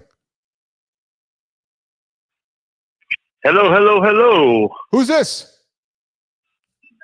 Who do you think it is, Keith? Come on now. It is. You don't recognize my Peruvian accent? It is. You know what? I saw Peru here. I goes, this Mike McQuillan joining me on the show here this morning. Good morning, Mike McQuillan, fit presenter joining me on Mornings in the Lab. What's going on, Mike? I'm doing my best to spread the influence here in Peru, but for the meantime, I'm the only regular listener down here. So you see the 051 country code, you can depend on me. I am going to do a better job putting people's phone numbers into the line. So when I see Lady Drew calling and I see you call, we know the folks coming in here. But brother, I appreciate you joining me in the show this morning. Hey, so what was the sex talk that no one ever gave you, Mike McQuillan, as you've gone through your life? And what are some things you want to share with our audience as a young man of, what are you, McQuillan? What are you, 35, 36? How old are you? Oh, that's music to my ears. I am 48 and a half. There you go. So what was the sex talk nobody gave you as a 40-year-old McQuillan that you're now learning, brother, as a 48-year-old man? Oh, well, I just want to say to everybody out there, you got responsibilities, man. Women actually start liking sex when they get older. And so you gotta remind her it's her responsibility. She's got every right to love it and enjoy it and embrace it. And you damn well better be able to keep up. You know what? It's actually, there's something to be said for that, right? As our female partners get older, they tend to lean into more of the fun around that, where the men are like, oh my goodness, I'm getting old now. Yeah, I don't believe that shit. I'm going to be 50 next year, and I'm just getting started. Yes. In life. And I tell you, that's that's just what it's all about. I'm a dummy. I left your show on in the other room. I can hear myself. But okay, anyway, what we were saying is, 40 is young, man. I'm tired of hearing that 40 or like 50 is over the hill. You got some work to do. Women take longer to have confidence in their bodies because it's a lot more personal, a lot more intimate. Yes. They got a lot more to protect. Yes. But I'm tired of hearing women, once I turn 60, I realized I can have just as much pleasure. Like, bullshit, man. We got responsibilities to keep our women satisfied. Well said. You're carrying the ball very well for Anderson, because he'd be saying the same thing. He'd absolutely be saying the same thing right now, which is, man. Yeah, man. Listen. Hey, yeah, keep that. let me show you what I'm going to do with this cigar when I'm done with it. Hey, Mike, but seriously though, serious question for your brother. What has surprised you the most as an aging man in your wrong choice of words because I'm older than you. But what has surprised you most as a man going? Go ahead, say it. As a man going through his 40s, approaching 50, what surprised you? I'll tell you what surprised me the most. How much more often I got to piss later on at night. Yeah, you know what surprises me? I'm losing my hair and I'm still sexy as fuck. That's what surprises me. We got regular listener Mike McQuillan joining the conversation here this morning on the sex talk that no one gave you, what every man needs to know. And you're right, man. I think the most important part of that is that our lovely females, as they get into their 30s and 40s, there's a certain commitment to themselves and a familiarity with themselves that I think that men need to get more in tune with. I would agree with you there. And here's the thing too, Mike. Too many men let themselves go. Well, listen, that's what I'm sick and tired of people. We're in the whole fitness thing. Yeah. People think there's a certain sophistication in going and being decrepit and, letting themselves go and just people. I used to start at college. People in their early 20s, like, I'm just going to sit around drinking beer is a kind of sign of prestige for that. And hell, if you're letting yourself go in your 20s, by your 40s, you're dead man walking. You are That's dead man. That's a paradigm to change. But I'm pushing 50, and I'll tell you something. In some ways, I'm healthy. In some ways, I have concerns. But physically, in other ways, I'm better off. But on the sex talk, I will say this. Yeah. I don't know who's getting it on a regular basis. And then when you're a teenager, you can crank one out 4 times a day like it's nothing. But, you're probably not that sexually active. Let's be honest. And if you are, your days are numbered because whatever mojo you got to hook up with 17-year-old girls, that ain't going to last when you're older. So if you've got somebody in your life when you're younger, you don't have as many opportunities. But when you're laying down with the same woman every night, that's the challenge. Yes. The challenge is to both be in the mood at the same time and both have your schedules. And, it's one thing if you're on a date. It's like, okay, listen, we're fucking at 11 o'clock. It's 7 now. Let's just keep each other company until. But when you're laid down, okay, well, should we do this before we eat or after? Because I might get a cramp or something. Yeah, no, that's the challenge. No, but that is such a good learning, right? Because in the younger days, we're all like, it's, getting all dressed up, putting the cologne on and going for dinner. Then you're going to have sex. Now you're like, okay, you want to go for burgers tonight, honey? Yeah, I want to go for burgers tonight. Okay, well, we got to have some sex because I don't want to lay in bed with the big gut later, right? So and the funny thing is, to your point, Mike, if you're not intentional with that conversation, is that you go for dinner with your wife or your partner, and then you come back and you don't have sex because you're both like, oh yeah, we both have fat guts. So I like that you mentioned it because you have to have that conversation because or else you'll never do it. Yeah, it is something, when you don't want it to be too rigid, you don't want it to be too planned. You still want that spontaneous element that you had when it wasn't quite so predictable. Yes. And that's a challenge in itself. I will tell you something, Mike, that I have enjoyed as I've gotten older, and this is something I had in my notes here today too. And I'm curious about your feedback on this. Is that in my 20s and 30s, or as a young punk, you're chasing intimacy, which is equal sex, right? But as you're approaching 50, and I am there, I've learned that it is more than just intercourse and just the idea of being intimate with a human. How wonderful that feels. Do you follow me, Mike? Well, I'll tell you, there are some things in life I've done well, some things not so well. The one thing I got absolutely right is my marriage. So that's one thing you've got to protect, and that's part of a responsibility. Growing up, they give you the sex talk like, protect yourself, be careful, these are the consequences, and they don't teach you the virtue of it. And I think that's a balance. I mean, it's kind of hard to go into a high school classroom and say, listen, sex is the greatest thing ever. Make sure you don't lose the ability to be intimate. Yes. But now that we're all grown-ups, we can be honest, it's the intimacy. Let's take a look at Maslow's hierarchy. Yes. Maslow's pyramid, right? Yes. And you equate that, you look at sex. For some people, for some creatures, all it is survival of the species, and that's it. And we're not salamanders, okay? We're not earthworms. We go a little. But some people, it doesn't go much further than, hey, look, it fits. Yeah. And that's all they got going. Yeah. That's an actual truth. And that's the difference between men and women, is that we go up the pyramid, women come down the pyramid. We start off with, hey, look, it fits, and then it feels good. And then it goes, but I don't know, she's pretty cool to hang out with, and also, I don't know, I feel good about myself. And then we are one woman, and then that's how we operate. Mike, where women, it's like, wow, he just, our souls align and we connect, and it's just so something. I feel so good, but it's more than that. He's fun to hang out with, and something, it fits. Oh man, Mike McQuillan dropping. They work their way down. Dropping nuggets, man. Good time. If it fits, it ships. Mike McQuillan dropping nuggets here. Dude, I'm so grateful you joined the conversation here with me this morning. John Jacob Jingleheimer Smith, McQuillan, as you know, in our community, says, I'm building a tiny house and I literally contemplated putting a urinal next to my bed.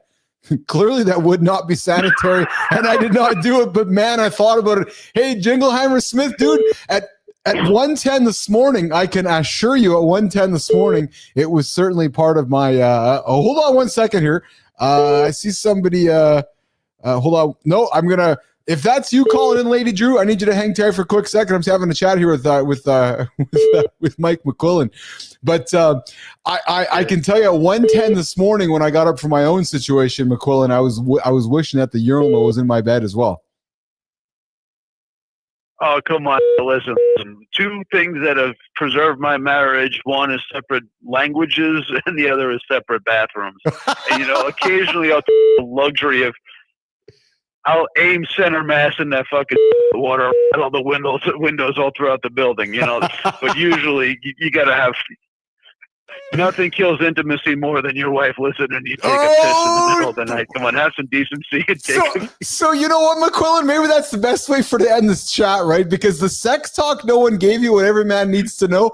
Yes, you need separate bathrooms as you get older because that might be the best way to stay intimate, Mike McQuillan, with the separate bathroom. Right, brother? You got it. Love it, man. All right, Paul, listen, I really appreciate you joining the show. We got to get you back on here with the camera here sometime, but this is awesome. This is great. I'm really glad you took some time. And guys, you guys can also join the show any single time. 431-300-3005, just like Mike did. Mike's a longtime listener. We are a big fan of Mike. He's been on the show a few times. Mike, plug yourself, man. How can folks connect with you and plug what you're working on right now, pal? Of course. Well, tomorrow at 3:00 Eastern time is the speed networking that I co-host. Lady Drew is an occasional stopper by there. And also my workshop, Storytelling for Solopreneurs. In every business, you're solving a problem. Well, that's great, but what crisis are you preventing? Now, that is a story you need to tell your audience, create that urgency so they work with you. The 28th of August, look for it on LinkedIn. I'll put the post up today for the events. Keith, I'm going to invite you personally. Awesome. I appreciate it, brother. And hey, listen, if you want, I invite you to put that post up in the Mornings in the Lab community as well, so our community can see it and folks can see it, and we can do as best a job as we can supporting you, okay? Because I want to make sure we're doing what we can to support you, as well as supporting everybody else in the community. So, guys, if you haven't connected with Mike McQuillan, please do. You can find him on LinkedIn. He's a superstar. He runs a fantastic business, and even better yet, he's a pretty fantastic human being as well. Mike, I appreciate you, brother. Thanks, Keith. Much appreciated. All right, McQuillan's out of here, guys. We're going to keep the show rock and rolling here. We got Mike Papacoda joining us here in a few moments. Before we do that here, let's see if we can bring Grok back into the conversation. Grok, are you still there? Let me see here. Grok, are you still there?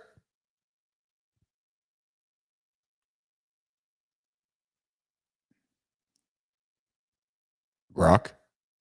Oh, hold on. We got somebody else phoning the hotline here. Looks like it's Lady Drew. Good morning, Lady Drew here. Is that you this morning on the show? Yeah, I try to keep it short. Mike, you're a fantastic gentleman. I'm glad that there's still gentlemen out there. And says Keith and a lot of you. How's Drew today? What's going on, Drew? Oh, hey, I didn't mean to interrupt. I thought I'd be put on hold, but good morning, everyone. Blessed be. Mike, you're a fantastic gentleman, along with Keith and Johnny and all them. Just want to add to sex. One thing people have got to realize with sex and making love, Yes. As there is a difference. It's because you find somebody attractive you have sex with, that does not mean that they are in love with you. So always learn the difference and make sure you keep your boundaries with it and enjoy both. Yes. And I'm 62 years young, honey. I will never be old. I still enjoy both. Keep yourself healthy, and then you can enjoy it even more. Awesome. I love you all. Keith, I hope you're doing fantastic. Johnny and his family as well. All of y'all have a wonderful day. Drew, I appreciate you, and I appreciate that nugget. Drew is right. It's, sex and making love are two different terms. So, and then as we get older, when we're hitting our 30s and 40s and 50s, maybe love and intimacy becomes a little more important. Here's the thing. I hope when people get older, they learn how to do both better and learn how the deep meaning of it is. Yes. Anyway, thank you for your time, and I'll continue being here watching y'all. I appreciate you. Lady Drew Boger joining us this morning from the Carolinas on the Mornings in the Lab hotline. Every single day we get after it here on the show. 431-300-3005. Coming up in a moment, we got Mike Papacoda. We celebrated him a few weeks ago in the Community Corner. He's the author of Unreplaceable, The Fight to Keep Leadership Human in the Age of AI. He created the concept of narrative intelligence, the ability to shape, hear, and shift stories to lead with impact. And he's a senior learning and development manager at Cox Communications since 2016. Guys, the core topic of our discussion today is teaching leaders how to develop human skills that AI can't replicate. Focus on storytelling, emotional intelligence, and authentic connection and leadership. Before we bring Mike in, I'm going to get to the comments here. I see that we got Bernard. I know it's been a week or so, but I had a good phone call today, and my developer is looking forward to our merch call and work with you on common ground. You both share. I appreciate that, Bernard. And hey, guys, I invite you guys to check out the community, the Mornings in the Lab community on the channel. I dropped some content over there yesterday. Hey, guys, I dropped a wonderful little ad. And then what I did is I took the prompt of that ad and I put it behind in the Mornings in the Lab community. So I got a little task for you guys. If you guys want to create your own ad, you take that ad I put in there, modify it to yourself, get into Google Gemini or Google Veil or any of the video platforms and create your own ad. So if you guys are a member of the community, I've been putting stuff behind the paywall all weekend. Matt Roof and I did a 1 hour sit down on Friday called Matty, what do we call it? Behind the scenes or something in the lab. The lab behind the scenes or the lab after hours. I can't remember what the hell it was. But we did a 1 hour segment, guys, where we taught some stuff happening behind the scenes. We're going to do it this Friday as well. This Friday, we're going to go every Friday. We're going to do a live segment for our members community to teach. But the only way you'll get that content is if you are a members of the Mornings in the Lab community. Guys, the show is free. We do a 3-hour show every single day. This is free. All the stuff we're putting behind the paywall is for those that are looking to help grow themselves and grow the community we are doing here with you guys. All right, Jimmy, let's bring Papacoda in. Let's do the teaser, and let's bring Mike Papacoda in this morning on Mornings in the Lab with Keith, Johnny, and friends as part of the Mornings in the Lab live network. We get after it every single day, 8 o'clock Eastern time, right here, YouTube, LinkedIn, and X. Let's do it, Jim. What happens when your biggest professional win becomes your greatest nightmare? You're crushing it as a top performer. Then suddenly, you're promoted to lead the very people you used to compete against. Meet Mike Papacoda, the founder of the NQ company and the guy who's literally written the book on staying human in the age of AI. The best performers become micromanagers. The most driven become burnout machines. The smartest become the most disconnected. But what if there was a different way? What if the secret to leadership wasn't about managing tasks, but about mastering something much more human? Something that no algorithm could ever replicate. Today, we're exploring how one leader's trial by fire became a blueprint for staying irreplaceably human in an increasingly automated world. Second, Mike Papacoda, B-Drive, you're right. A few bucks a month for membership is very much worth it. Guys, we're not asking for a lot, and the value you're seeing there is only going to keep getting better every single day.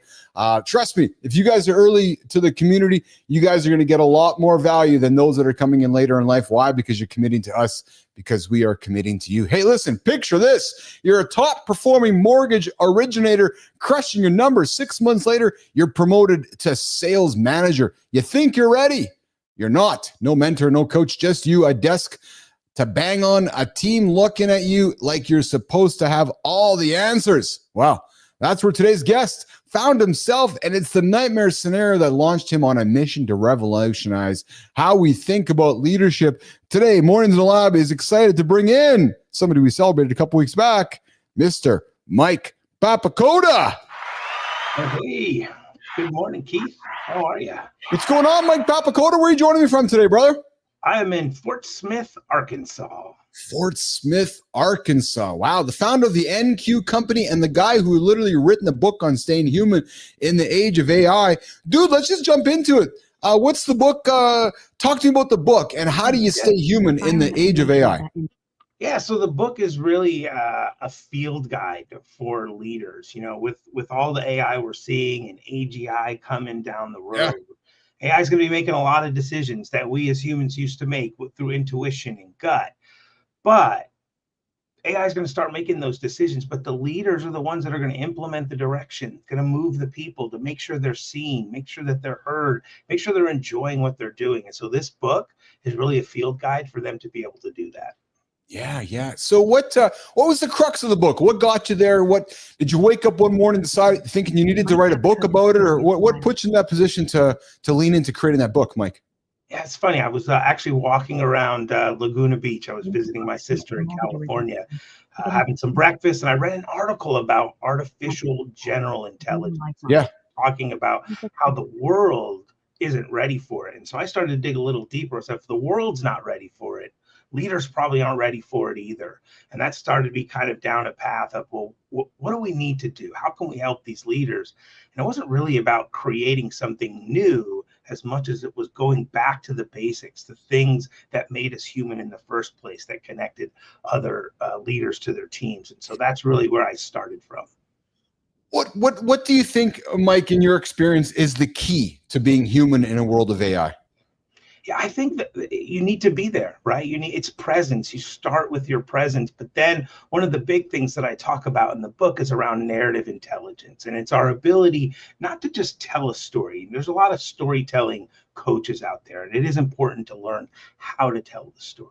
But when to tell that story, what type of story to use. Are you listening for other people's stories, for the message behind their story? And so that's really a big piece for me, is how do we use story, but not just telling, but listening to help leaders to be more human. Yeah. Let's talk about narrative intelligence, Mike. How is it different from emotional intelligence, and why should leaders care about another Q quotient to worry about? Yeah, we've got a lot of Qs, right? IQ, yeah. EQ, and SQ. The thing about narrative intelligence, it's more than just. So with empathy, you're talking about feelings, right? You're connecting with other people's feelings. With narrative intelligence, you're shaping their world through your stories, or you're helping them to find their story. Are they telling the right story? Are they telling themselves a story that's no longer serving them?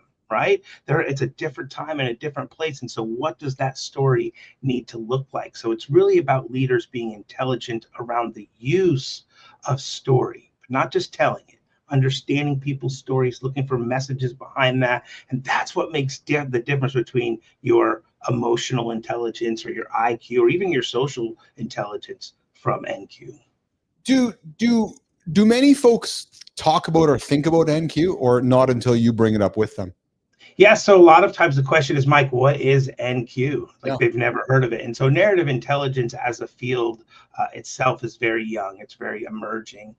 But I do think as we get deeper into the AI world, and AI is, kind of making decisions and pointing us in directions and giving us answers, as people, the thing that connects us are stories. That's like through all time.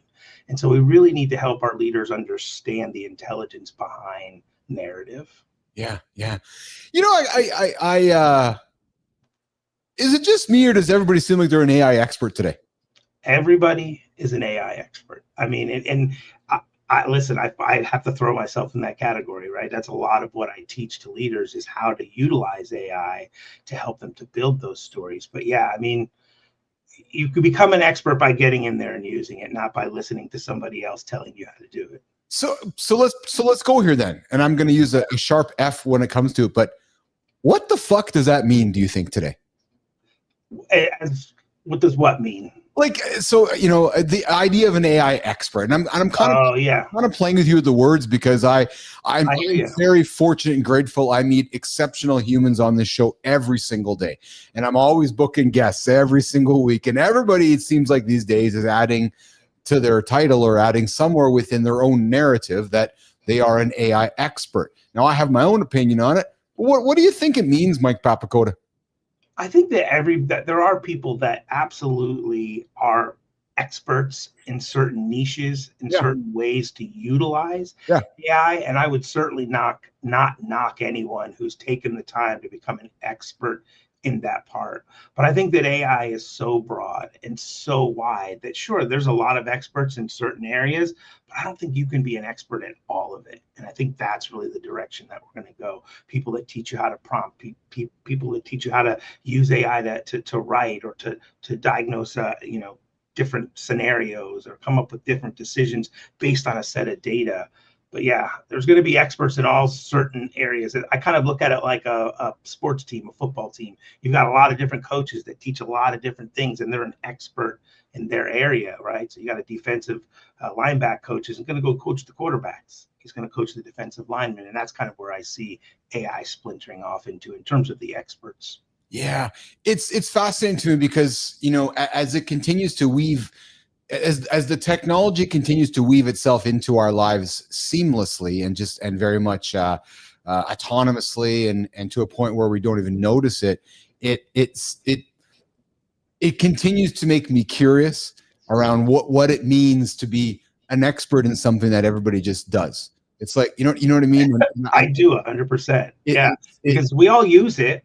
Yes. It's like cooking though, right? I mean, I'm a pretty good cook and I can cook a lot of different varieties, but I know there's somebody out there that can cook Italian way better than me because they're an expert in Italian cuisine. Well, and I feel like AI is probably about the same thing. And you just got to be specific about what are you good at? This is my area of AI. But don't try to take the whole thing on because then you sound watered down and like everybody else. Well, you sound like a bullshitter, and it's funny because we have a professional bullshitter professor in our community here, John Petrocelli, and he's a professor of bullshitting actually, and he studies bullshitting. So it's awesome because we've had this conversation around people who think they know about something, but when in reality you listen to them closely, they're just bullshitting you because they actually don't know what the hell they're talking about, right? So let's continue leaning into leadership. Mike Papacoda joining us this morning from Fort Smith, Arkansas. You say that only 6% of Gen Z wants to be leaders. Yeah. If you could redesign leadership from scratch to make it attractive to the other 94%, what's the first thing you'd eliminate, Mike Papacoda? I would eliminate this idea that being a leader means that you have to be on 24/7. Because I think as new leaders step into that role, they're like, I have to be able to answer my team no matter when they ask me a question, no matter what time it is. I need to respond to my boss. And when you get caught in that loop, that 24/7 loop where you never turn it off, burnout is going to happen. So teaching these leaders that there is truly a work-life balance in leadership, just like in every other role, you don't have to kill yourself. I don't agree with you. Okay. Yeah, I don't agree with you at all, actually. I'm vehemently 100% disagree with everything you just said. So I don't believe life has balance. I believe if you want to have success, there is no balance. And it's about leveraging, it's about leveraging time and leveraging moments in life. I do believe being a leader is a 24/7 thing. I do believe being a leader is who you are as a human. You don't take time off. It's not 8 hours a day. It is 24 hours a day. I do believe that being a leader is not having all the answers, but I do believe being a leader is not something you separate from yourself as a human, that if you're a leader, you're a leader. It's not, I'm going to be a leader just part of my life. No, you're a fucking leader, man. You are a leader. Now lean into it. And let me help you. I do agree with you. You're always a leader. Yes. What is not always required is for you to be in work 24/7. You'll never make it. Yes. You'll burn out. Now, do your leadership's responsibilities stop the day that the minute you walk out of the office or you log off the meeting? Of course not. That's not really what I was saying. What I'm saying is you have to take time as a leader to rest. Yes. Right. So maybe that's a better way to put it. Yes. You can find the balance between rest and pushing yourself as hard as you can when you're in those moments. Because I think, Papacoda, what you would agree with me on is that a great leader is a great delegator. And if you're a great leader, you are the best at surrounding yourself with a team of humans that are your lieutenants, that are your colonels, that are the folks that are helping you be a strong leader so you can rest and recovery, so that you can go and lead them again. So I do agree that rest and recovery are some of the most important facets of leadership. There's no question about that. But I do believe that a massive skill of being a leader is identifying those around you and elevating, empowering, and autonomously giving them everything they can to succeed, and you catching them when they fall and celebrating them when they win. Yeah, I couldn't say it better. 100% right. We agree on that piece, right? It's absolutely, you've got to be there for them. When they fall, help them get back up. When they win, celebrate those moments, and just be human, right? Yes. I think, and that's the whole point about the book. It's like, I'm not asking you to do something you've never done before. I'm asking you to fall back on those things that you've done as a human being. Hey, how's it going today? No. How's it really going today? Yes. Because somebody's going to always give you the answer, right, Michael? I'm fine. Yes. But until you ask that question again, or maybe again, you're really going to get the real answer from you, right? And hey, we got some questions. We got some comments from the community here as well. Mike, John Jacob Jingleheimer Smith, and I only say their name, Mike Papacoda, because I love just saying all those names all in one spell. John Jacob Jingleheimer Smith says, when it comes to my bosses being leaders, the only thing I really ask them is to be part of the team. You don't have to grab a shovel or come out and do my job, whatever that may be. And you know what, John, so that's one thing I do appreciate about Elon Musk as a leader. Let's leave people's opinions on who he is as a human or whose politics are. I love the fact that he's on the factory floor. And if there's anything that I think my team would say is that they know that Keith rolls the sleeves up.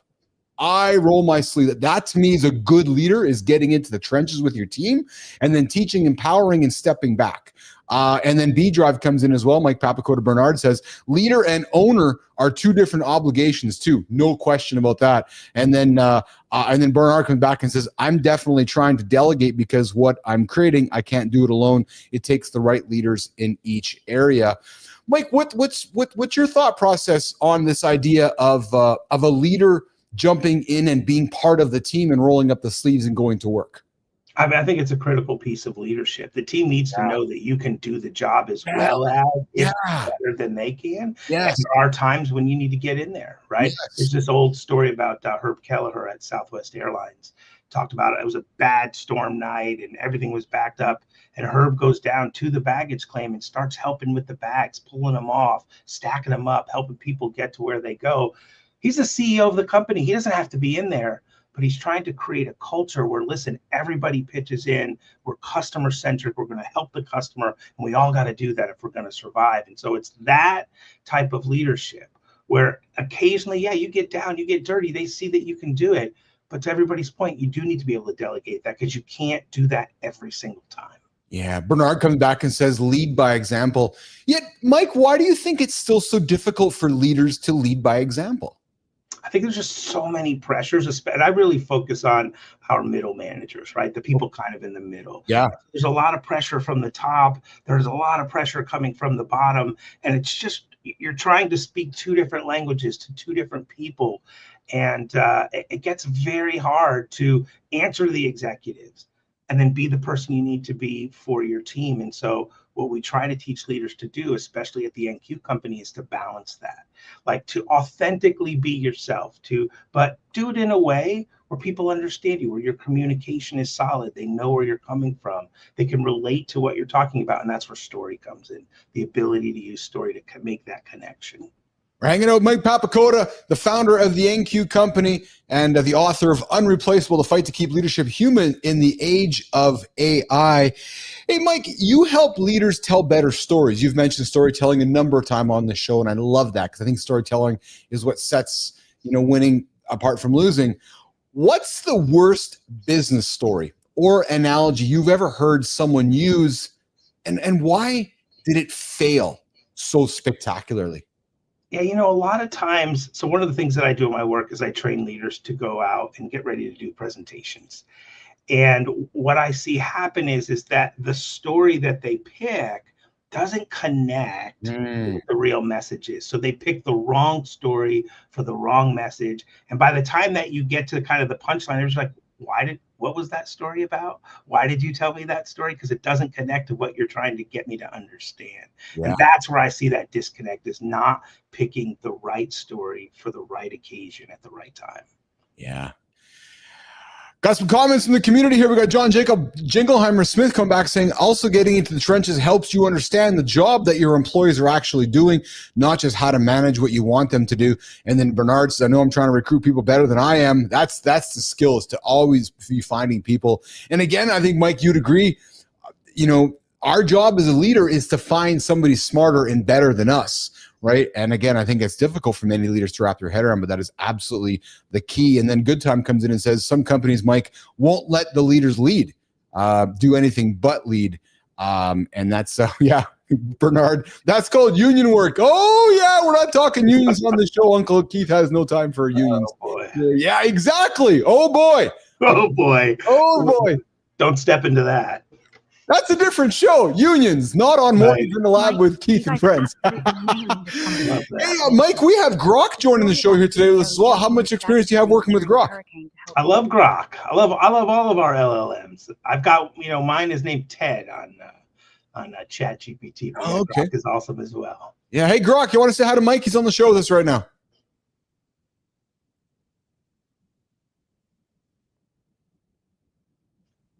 Hey, Mike. Great to hear you're loving the LLM and giving me a 10 out of 10 on the chat vibes. I'm just thrilled to be here with you and Keith on Mornings in the Lab, keeping the energy high. Keith, you and Mike are killing it with this leadership talk, loving the storytelling angle. Want me to toss in a quick take on narrative intelligence from X-Chatter, or keep rolling with you and Mike's flow? What's the vibe? Yeah, Grok, so we're going to keep rolling with Mike's flow. As a matter of fact, what we're going to do is we're going to move into our LinkedIn Creator Spotlight. We nominated Mike Papacoda was celebrated a couple weeks ago here on the show on Mornings in the Lab, and he has put forth somebody for us to celebrate here this morning. So Jimmy, let's get into the Creator Spotlight. We're going to shine the light on somebody here on behalf of Mike Papacoda this morning on Mornings in the Lab with Keith, Johnny, and friends as part of the Mornings in the Lab live network. Jay, I see you there in the comments. Good morning, brother. I see you there. Jimmy, let's get after it, brother. What does it take to bridge the gap between cutting-edge tech and human connection? Imagine a leader who can solve complex problems, guide technical teams, and still make every person in the room feel seen. From internships at NASA to mastering agile and waterfall project delivery, this creator has spent over a decade leading in telecommunications while collecting something extraordinary. 25,000 books worth of curiosity and insight. And the lab is excited to celebrate Ben S., a project management pro who blends technical precision with storytelling and empathy. Follow Ben to see how leadership, learning, and connection can drive meaningful progress in any industry. People collect trophies. Well, Ben collects books. 25,000 of them. That is a lifetime of curiosity. He's taken that same mindset into a career in engineering, leading teams, solving complex problems, making big projects happen. What stands out about Ben is not just the technical skill, it's the empathy, the way he builds trust, and how he makes people feel valued. Mike, you nominated Ben for Mornings in the Lab Creator Spotlight. Let's hear, brother. Why are we celebrating him here today? Well, listen, Ben, outside of all of the content that he produces around AI and people, has been one of the biggest supporters of my page, and really as I've tried to build my business. And so I'm so appreciative of his, just that collaborative mindset that he has, and really trying to put everybody else forward, which you see in all of his work, and you'll see that in his post as well. So I appreciate you taking the time to give him that spotlight, because he certainly deserves it. Ben, we celebrated Mike, and here's how it works. We said, hey, Mike, love to have you in the show to get to know you and get to know your business and learn a little more about you. He's like, yeah. Like, as a result of that, I want to give you the Creator Spotlight so we can shine on somebody in his world. So Mike decided to nominate you, Ben. And here's how it works, Ben. We'd love to have you now on the show, just like I did with Mike. And when you come on the show, Ben, you can do just like Mike, and you can celebrate somebody, nominate somebody in your world, so we can continue to celebrate and create this segment, this wonderful segment of just shining light on great humans out there. It's part of the Community Corner right here on the Creator Spotlight, right here on Mornings in the Lab with Keith, Johnny, and friends. Yes. Papacoda, what do you got going on today, brother? Man, I'm going to be doing a workshop for one of our groups here on leading with an owner's mindset. So I'm pretty excited to roll that out. And then, yeah, just as things come in, helping people out. Going to spend some time with my dog today. She's not feeling that great. So got to give her some loving, you know, and yeah, that's the day today. Dude, you know what? Thank you for sharing that last part. Because I love my dogs. And the fact that you intentionally said to me that I'm going to spend some time with my dog today, that comment moves me. And I'll tell you why, because I do the same thing. I love spending time with my dogs. And I bring it up because I think many of us take it for granted and don't talk about it. Yeah. I love my dogs, love spending time with them. I'm the same way. You know, we've got several routines. Saturdays is Pup Cup at Starbucks. So we take a ride in the car to Starbucks.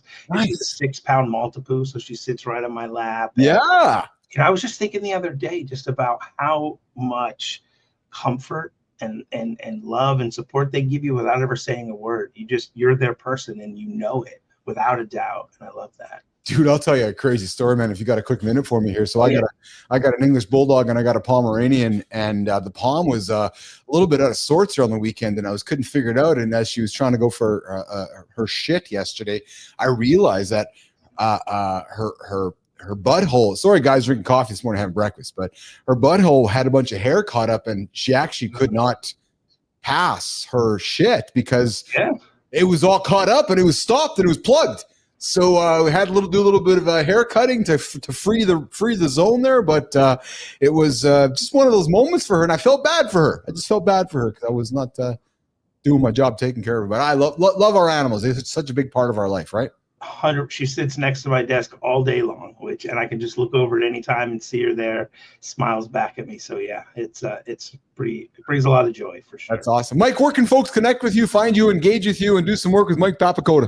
Yeah, just visit me on my LinkedIn page, or you can go to the business page, which is the nqcompany.com. But I'm most active on LinkedIn. I'd love to connect with some more folks, just to kind of learn from them and just be a part of the LinkedIn community. And I just want to say thank you to you, Keith, for bringing me on and giving me an opportunity to talk about the things that I'm passionate about. I appreciate it. Hey, we surprised you with this thing a few weeks ago. What did you think of that?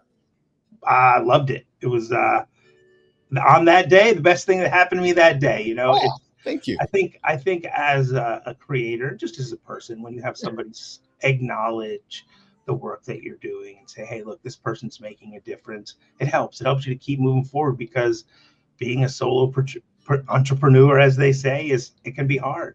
You know, there's a lot of doubts, a lot of questions. Am I doing this right? And so to have somebody that you don't know just say, hey, and now that I know the process, means somebody must have nominated me, so that, you know, you take it to that next level of building confidence, and that's what you're doing. So thank you. Well, so I'll tell you, there's three ways somebody can get on our show. 3 ways, Mike Papacoda.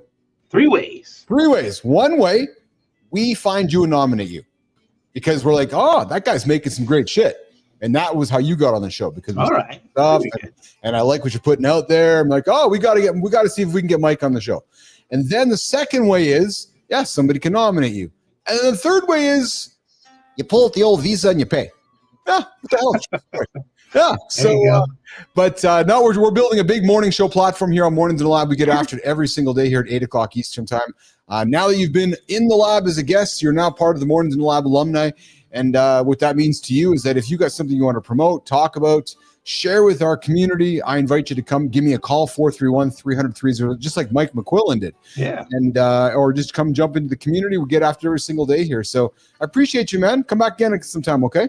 Absolutely. I'll be looking forward to the invite. Thanks so much. Have a great day. You too. All right, Mike Papacoda jetting out of here this morning on Mornings in the Lab. And we are going to reset here. Just taking a look in the notes here. Good time. Do I take checks? Do we still issue checks in 2025? It's funny because my wife Lauren's like, what the hell is this? She's a millennial. And I know when we first started hanging out about 9 years ago, the whole idea of a check really confused her. Hey, B-Drive, Grok is working fine. I think what sometimes the challenge has here is it might be in the setup. So I don't know if actually Grok is sleeping or if Grok is It's just the way that the technical setup is here in the lab, where there might be sometimes some latency from when my voice goes from here, through all the connections and through the internets to right here on my phone. Let's see. Hey, Grok, are you there? Can you hear me okay? I'm right here, Keith. Yeah. So loud and clear. What do you, Grok? What's do you have any lag or latency right now, or are you in a good place with me right now?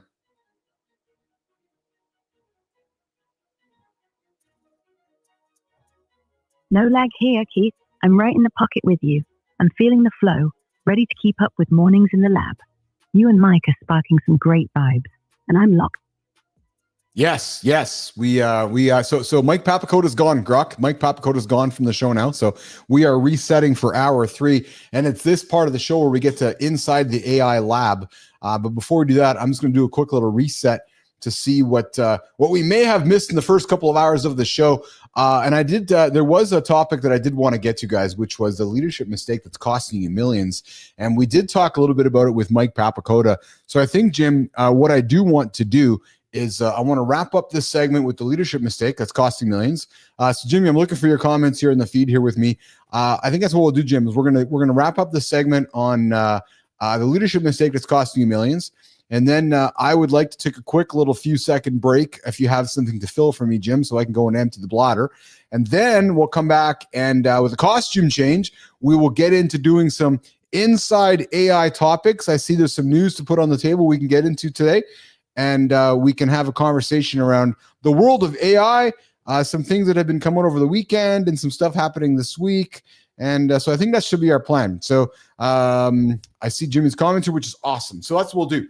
So Jimmy, here's what we'll do, pal. Let's do the morning focus right now with the folks. We'll get into leadership discussion, and then we'll do a quick little 60-second, 90-second reset, empty bladder, and come back and we'll get into inside the AI lab with Keith Billis. We're going to dig into the world of AI and so forth. So Jim, does that work for you, brother? If that works for you, let's do the teaser for the leadership mistake so we can talk about that with our community here this morning on Mornings in the Lab. Jimmy, do you have that teaser for the leadership mistake? Let's get after it if you do. What if the way you're trying to earn respect is actually destroying it? There's a leadership approach that most executives think makes them stronger, but it's quietly bankrupting their influence and their bottom line. Every day, leaders across the globe are making a fundamental mistake that costs companies millions in lost productivity, innovation, and talent retention. They're confusing two completely different concepts, and this confusion is creating teams that underperform by massive margins. But here's what the most effective leaders understand. There's a simple shift in approach that can transform team dynamics overnight, rebuild authentic influence, and directly impact your organization's financial performance. The question isn't whether you can afford to make this change, it's whether you can afford not to. Leadership, Jimmy, thanks, Trevor. Yes, we're going to do leadership. And then you're right, Jim. We'll do leadership. We'll do the creator spotlight in the community corner before we get to the inside the lab on hour 3 here. So thank you for that. Thank you for nudging me in the right direction here. We got producer Jimmy on the buttons, keeping us going here in the right direction here, guys. Behind the scenes, in front of the scenes, every single day here on Mornings in the Lab. All right, the leadership mistake that's costing you guys millions and your team's respect. I'm going to share some of my personal experiences in this. Why? Because that's what the world wants right now as we work in a world of new digital media. It's called EAT. Experience, expertise, authority, trust, and we're adding an E. Myself and Roof, you're adding E. It's got to be entertaining as well, guys. A lot of boring content out there. So let's get into a conversation around leadership. Ears up in the community, guys. We talked a little bit about it with Mike Papacoda. Let's get into it. The most costly leadership mistakes, both financially and in terms of team respect, is a failure to scale leadership abilities and self-awareness as the business or team grows. This potentially could manifest yourself in several interrelated behaviors and strategic missteps. Number one, guys, scaling yourself too slowly. Listen, I experienced this myself as I was growing ICUC. When a leader fails to grow and delegate authority in step with business expansion, what happens is you, Mr. Leader, you, Mrs. Leader, you quickly become the bottleneck. Decisions, can't even speak. Decisions stagnate. Yes, top talent leaves. Execution suffers and competitive opportunities slip away. True story. Companies can and sometimes do outgrow their leaders. Remember last week, guys, we had a conversation about firing our best friends or firing people around us? Well, that's what happened to me. As I was growing ICUC, I had leaders in positions that, frankly, the position and the role had outgrown the human, right? So it was my job as the leader to make those changes. And the cost can be measured in missed business wins, lost productivity, and even millions in value or revenue that slip away unnoticed until it is absolutely too late. So one of the hardest decisions that you will make is identifying when your leader is not keeping up with the growth of the company and then having to make that decision. Number 2, guys, failing to delegate and empower your teams. This here could potentially cost you millions. Leaders who refuse to delegate decision-making or insist all decisions flow through them stifle organization agility. The reality is, guys, if you're the bottleneck, you're not getting anywhere. This slows down execution and frustrates staff, leading directly to disengagement, absenteeism, and eventually turnover, each of which carries significant financial repercussions. Here's the thing. If you're standing in the way of your leaders, you're not building the next generation of leaders, right? Delegate, delegate, delegate, empower and celebrate, support when they fall. Right. But you gotta, I would strongly invite you to not fail at delegating, lean into delegating, empower and support along the way. And frankly, have the expectation, right? If you have an expectation, inspect the expectation. And I think something too, guys, that we often forget about is handing that leadership over, empowering them, and then supporting them and giving them the autonomy to lead. Make sure the expectations are clear and then step back. Lack of transparency and accountability is another one, guys, that's affecting you to grow your business. You're making these million-dollar mistakes. Research consistently shows that leaders who overpromise and underdeliver, hide mistakes, or fail to admit errors erode trust and lose their team's respect. Transparency and admitting mistakes foster trust, engagement, and rapid problem solving. And truthfully, guys, I would love to say I'm doing that with you guys here as well. I am being very transparent with how we're building this business. I'm throwing as much as I can behind the scenes in the community. I believe I'm very transparent with my team, with Melissa, with Jimmy, with Rufy. I believe that the more I have them and you involved in all of this, the more that we all can celebrate and win together. And actually, going back to our WWE discussion at the beginning of the show, the behind the scenes stuff, that's transparency builds trust, right? So building trust through transparency is a wonderful way to grow your business and be a strong leader. Micromanagement and ignoring team input, I should say. Micromanaging and disregarding employees' expertise crushes morale. It stifles innovation and drives talented people away. Period. Exclamation mark. True mother story. Costing organizations in recruitment, lost institutional knowledge, and declining performance. Often, what's up, Sharon? Good to see you here. Good to see you on Mornings in the Lab with Keith, Johnny, and friends, getting it after here on the Mornings in the Lab network. Where are you joining us from, Sharon? Would love to see where you're joining us from here today. But guys, micromanaging, worst thing you can do. No. And sometimes it takes us some time to learn it. Step back from the micromanaging, empower and teach, right? Listen, the worst thing you want to do is teach somebody for years and years and years and have them leave because you can't get your shit sorted out, right? You are investing a lot of time into somebody. Invest, empower, and lead. That is the most important thing you can do as a leader. B-Drive comes back and says, Sharon's joining us from the UK. Good morning, UK. Good evening, good afternoon, UK. I believe it is about 3 o'clock in the afternoon, Sharon, wherever you are joining us from. And Bernard comes in and says, I'm too transparent, but delayed results are affecting some of my team morale with the investors.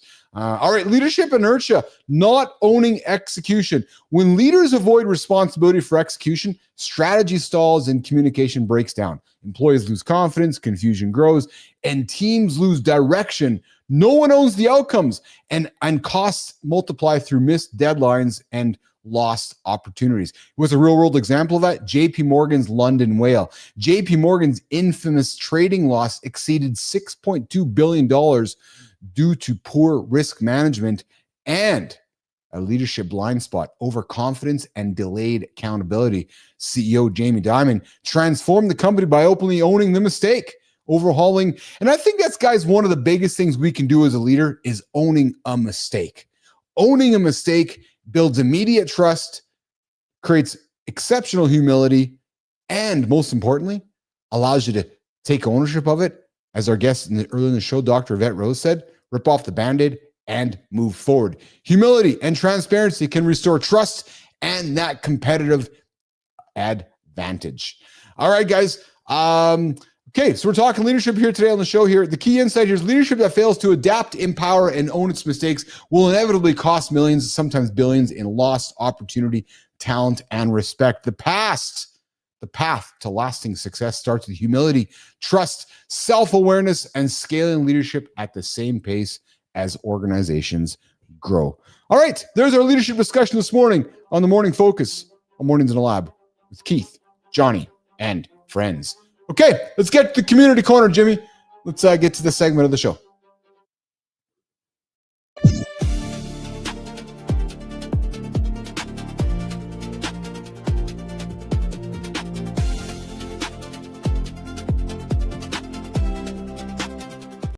Lacking transparency. Those are absolute deal breakers that tank trust and drive talent away. The JP Morgan example and Jamie Dimon owning that $6.2 billion mistake, pure gold, showing how humility can flip the script. And Dr. Evette Rose's rip off the Band-Aid vibe from earlier ties in perfectly. Love how you're weaving in the community's input, like Sherry from the UK and Bernard's take on transparency struggles. All right, Jimmy's queuing up the community corner. Let's dive into what the nation's buzzing about. Should I pull some fresh X comments to spice it up, or you want to lean into what's already on the table, Keith? I want to know where the old Grok voice went. We got the male. So my community, and Keith here is laughing because we had female Grok voice. Now we have male Grok voice, and they interchange themselves along the way. We got Bernard come back saying, I own a whole deck full of mistake cards. Yes, the truth is full of all the good cards, and it's time to double down. There you go. Pace your bet until the cards come up. You want to say hi? Yes, give us a call, 431-300-3005. Right now, we're going to get to the community corner right here on Mornings in the Lab. It's time for the community corner where we connect LinkedIn, Substack, and YouTube over on Mornings in the Lab. What happens when you walk 8 hours straight while working? One creator learned the good, the bad, and the ugly of it. Plus, we're going to explore how your gut might be controlling your grocery list and why the protein latte isn't a miracle shake. Guys, let's get into it. Let's start off. YouTube, story number 1, 8 hours, 16 miles, 0 step-offs. Wow. Creator Nick Flintness took the treadmill desk trend and turned it into an all-day endurance test. 8 hours, no stepping off, meetings, walking, lunch, walking, pet interruptions, walking. By the end of this all, he clocked 16.21 miles at roughly 2 miles per hour, burning about 2,000 calories, plus one desperate sprint to the bathroom. His secret weapon? Caffeine snacks and Zoom face training to hide the bounce. What's the takeaway, guys? A treadmill desk can double your daily step count without leaving the office. But guys, the recovery is real. Ergonomics, stretch breaks, and hydration are non-negotiable. Over to you guys. Is this a brilliant or stupid idea? I have my opinion. I think it's a fucking pretty stupid idea. Yep, true story. I think the desk treadmill, honest to God, if you can't fucking get up from your desk and go for a walk, so instead you're going to put a fucking sitting treadmill underneath your desk so you can sit on your ass and move your feet? Honestly, really? That's like a recumbent fucking bike. You guys know those recumbent bikes? Yeah, I'm just sitting back here moving my fucking legs. Don't be fucking lazy. Don't be lazy. Get up, get after it, get off your ass, move your fucking legs. Sit. Listen, I'm all about talking meetings. I'm all about walking meetings. I'm all about getting on the treadmill and going for a walk. I'm all about that big time. Trust me on that one. It's this idea of sometimes these ridiculous hacks. It's like, I want to be lazy. I want to lay on the couch and move my legs. So I'm going to get a fucking couch treadmill. Yeah, perfect. Love that. All right. Let's keep it moving to the next one. Let me see here. Just lost myself after my little rant. Just gonna keep myself going here. I don't know where the hell it is. Jimmy, let's do this, brother. Let's, Jimmy. Let's do this. Let's go to the morning segment, Jimmy. Let's go to the morning show. You're absolutely killing it with energy.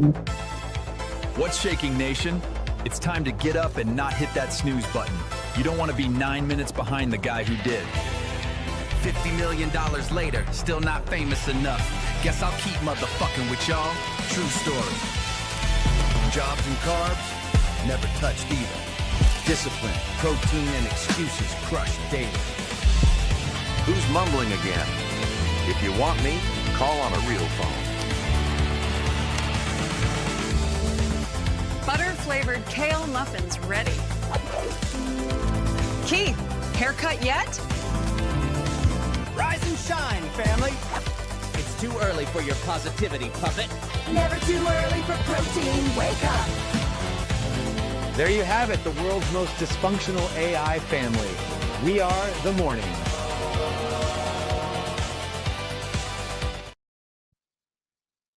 All right, mornings in the lab, nation. I've got a simple question for you this morning. Have you joined our community yet? Because if not, why the fuck not? You heard him. You can join the Live conversation right now. Call me 431-300-3005. Dude, did you say $50 million? And now you're building an AI company. Thank God for AI. Oh, wait. You heard the man. Subscribe to the channel and come join our community. Like, why wouldn't you join the mornings in the lab community? I did. Did you hear what we are doing next on the Morning Loop? Yeah, man, news and current events. Finally a source I can trust. We don't hit snooze. We turn on mornings in the lab and we move. Third hour, Mornings in the Lab with Keith, Johnny, and friends on the Mornings in the Lab Live Network. Making some changes to the show on the fly here today, guys. It's just been a Monday. We're going to leave it there. It's been a Monday. And, hey, we're allowed to have those Mondays.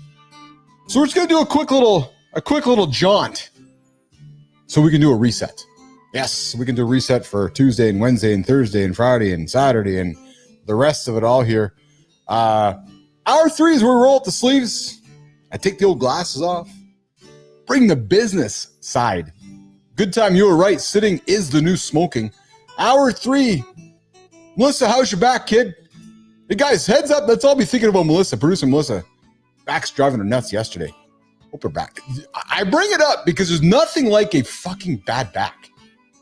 And with no innuendo on that, it's a killer, man. It's a kick in the ass when your back is driving you nuts. So I hope Melissa's feeling a little better today in her back. Guys, let's all give her some positive thoughts because that is a kick in the ass. All right, so hour 3 is we're going to roll up the sleeves and fire up the AI engine and see what happens when curiosity meets caffeine here. And this is Lab Intel, your behind-the-scenes feed on what's breaking, shifting, and disrupting in the world of AI, business, and tech. And it's on to the experiment files and so forth. But guys, let's just get into our first little segment here on some of the news happening here on the big show here this morning on Mornings in the Lab. All right, so first of all, number 1, Instagram dropped a big feature on Friday. Actually, I think I talked about this on Friday on the show here a little bit here. But Meta rolled out Instagram's new map feature last week, allowing users to share live locations and view friends' locations on a prominent map interface.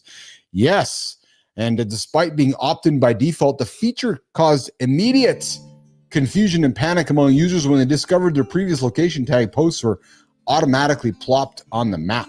The backlash, swift, severe. Content creators calling for rollbacks due to stalking and harassment concerns. Instagram head Adam Mosseri admitted to confusion around the rollout and promised improvements early next week. Guys, I was also reading this morning that if you're using Instagram's Edits app, you will potentially deliver better results in the Instagram feed. They're giving some priority to folks using the Edits app over on Instagram. So if you're using Instagram, I invite you to use the Edits app to get some better performance. But this one here is a masterclass on how not to launch a location-based feature, and it reveals Meta's fundamental disconnect from creator safety concerns. I can tell you that location data, the most sensitive information creators share, literally physical safety.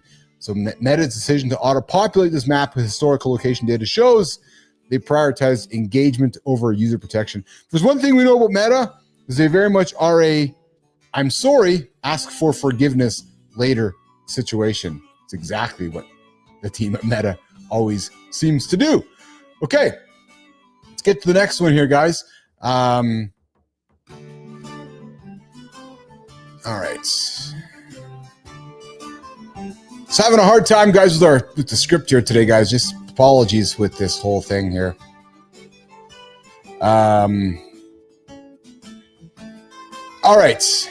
Number 2, OpenAI, ChatGPT 5. Guys, was launched on Friday. Many people bitching and complaining about it. That missing 03, missing 04, and not happy with 05. I found it somewhat humorous that they stepped forward and put 5 out, and people are still wanting 3 and 4 back. So it's we talked about it on Friday. It's got PhD level intelligence, expertise, and so forth. All right, number 3 here, guys. No, not going to get that one here. We're going to go to yes. Okay. All right. Finally, we're going to do this one here, guys. We're going to get into the YouTube deploys AI to guess your age as well here, guys. Last week, YouTube dropped some stuff here that they are now looking at using AI to power age checks. And I don't think for many of us on the show here right now, it is very relevant, as it's more so for the under 18 team. Okay, well, you know what, guys? Here's what we're going to do. You know what a great leader does? A great leader makes decisions. Yep. And the great leader today is calling the end of today's show. True story. Yeah. Could have been better prepared. And we will be better prepared for tomorrow's show. So, on behalf of the entire crew here this morning on Mornings in the Lab, with Jimmy and Melissa and Johnny and Good Time and everybody, Bernard, we're going to wrap up today's show here and get after it again tomorrow here, 8 o'clock Eastern time. You guys know where to find us here, right here on the Mornings in the Lab Network. We start at 7:30, though, guys. 7:30, we go live at it with Matt Roof, Kindness Rising. He gets after it every single day here to give you guys content to get up and get after it every single day. And so do we here on the big show. Tomorrow's show is, I'm going to quickly pull it up here for us. I think tomorrow is about, and I think we got a guest jumping on the show here tomorrow as well here, guys. So I'm just going to quickly pull it up here for us. And just doing a quick little, yes, we got Gonzalo Navarrete tomorrow on the show with Mornings in the Lab. And then we got Robert Reams joining us on Wednesday, guys, on the big show here tomorrow. Looking forward to that one as well. Yeah, and B-Drive, we'll talk about it after, brother, for sure. That's exactly what we're going to do tomorrow on the big show. And I'm just doing a little one more check here, guys. And then tomorrow, yes, how I spent 50 grand on self-improvement and what actually worked. It's funny, I was putting together the story. And Carter was like, I'm like, Carts, did I spend 50 grand on self-improvement? He goes, Dad, look at the gym downstairs. I'm like, oh, right. So that's gonna be the big discussion tomorrow. Is how we use 50 grand to in self-improvement in life. So, and here's what actually worked. All right, well, guys, listen, we're gonna wrap it up a little early here today. That's what we do here, and but we are back at it tomorrow, 8 o'clock, right here in the lab, Eastern time. LinkedIn, YouTube, and X. Guys, come see us in the community. Come see us in the Mornings in the Lab community. You know where to find us. When the show ends, you'll find us there, and then we're going to be back at it here in less than 24 hours right here in the lab. Okay, on behalf of the whole crew, back to you guys tomorrow. Mornings in the Lab. Lady Drew, Global, Bernard, Oh, we got John Jacob Jingleheimer says, people always like that question. What superpower would you like? I always answer, I wish I was like Stone Cold Steve Austin. When I put my hand in the air, a Coors Light would come out of nowhere. That's awesome. John Jacob Jingleheimer Smith. Is that what it is? You put your hand up and the Coors Light comes out of here? You know what I could do, John Jacob? Actually, we could have some fun with that, John Jacob Jingleheimer Smith. I could see an ad. I can make an ad for you, man, an AI-powered ad where you put your hand up and you get the old Coors Light show up in your hand. That would be fun. All right, we'll see you guys tomorrow. We're going to get out of here. Have a good one, guys. The lab's done.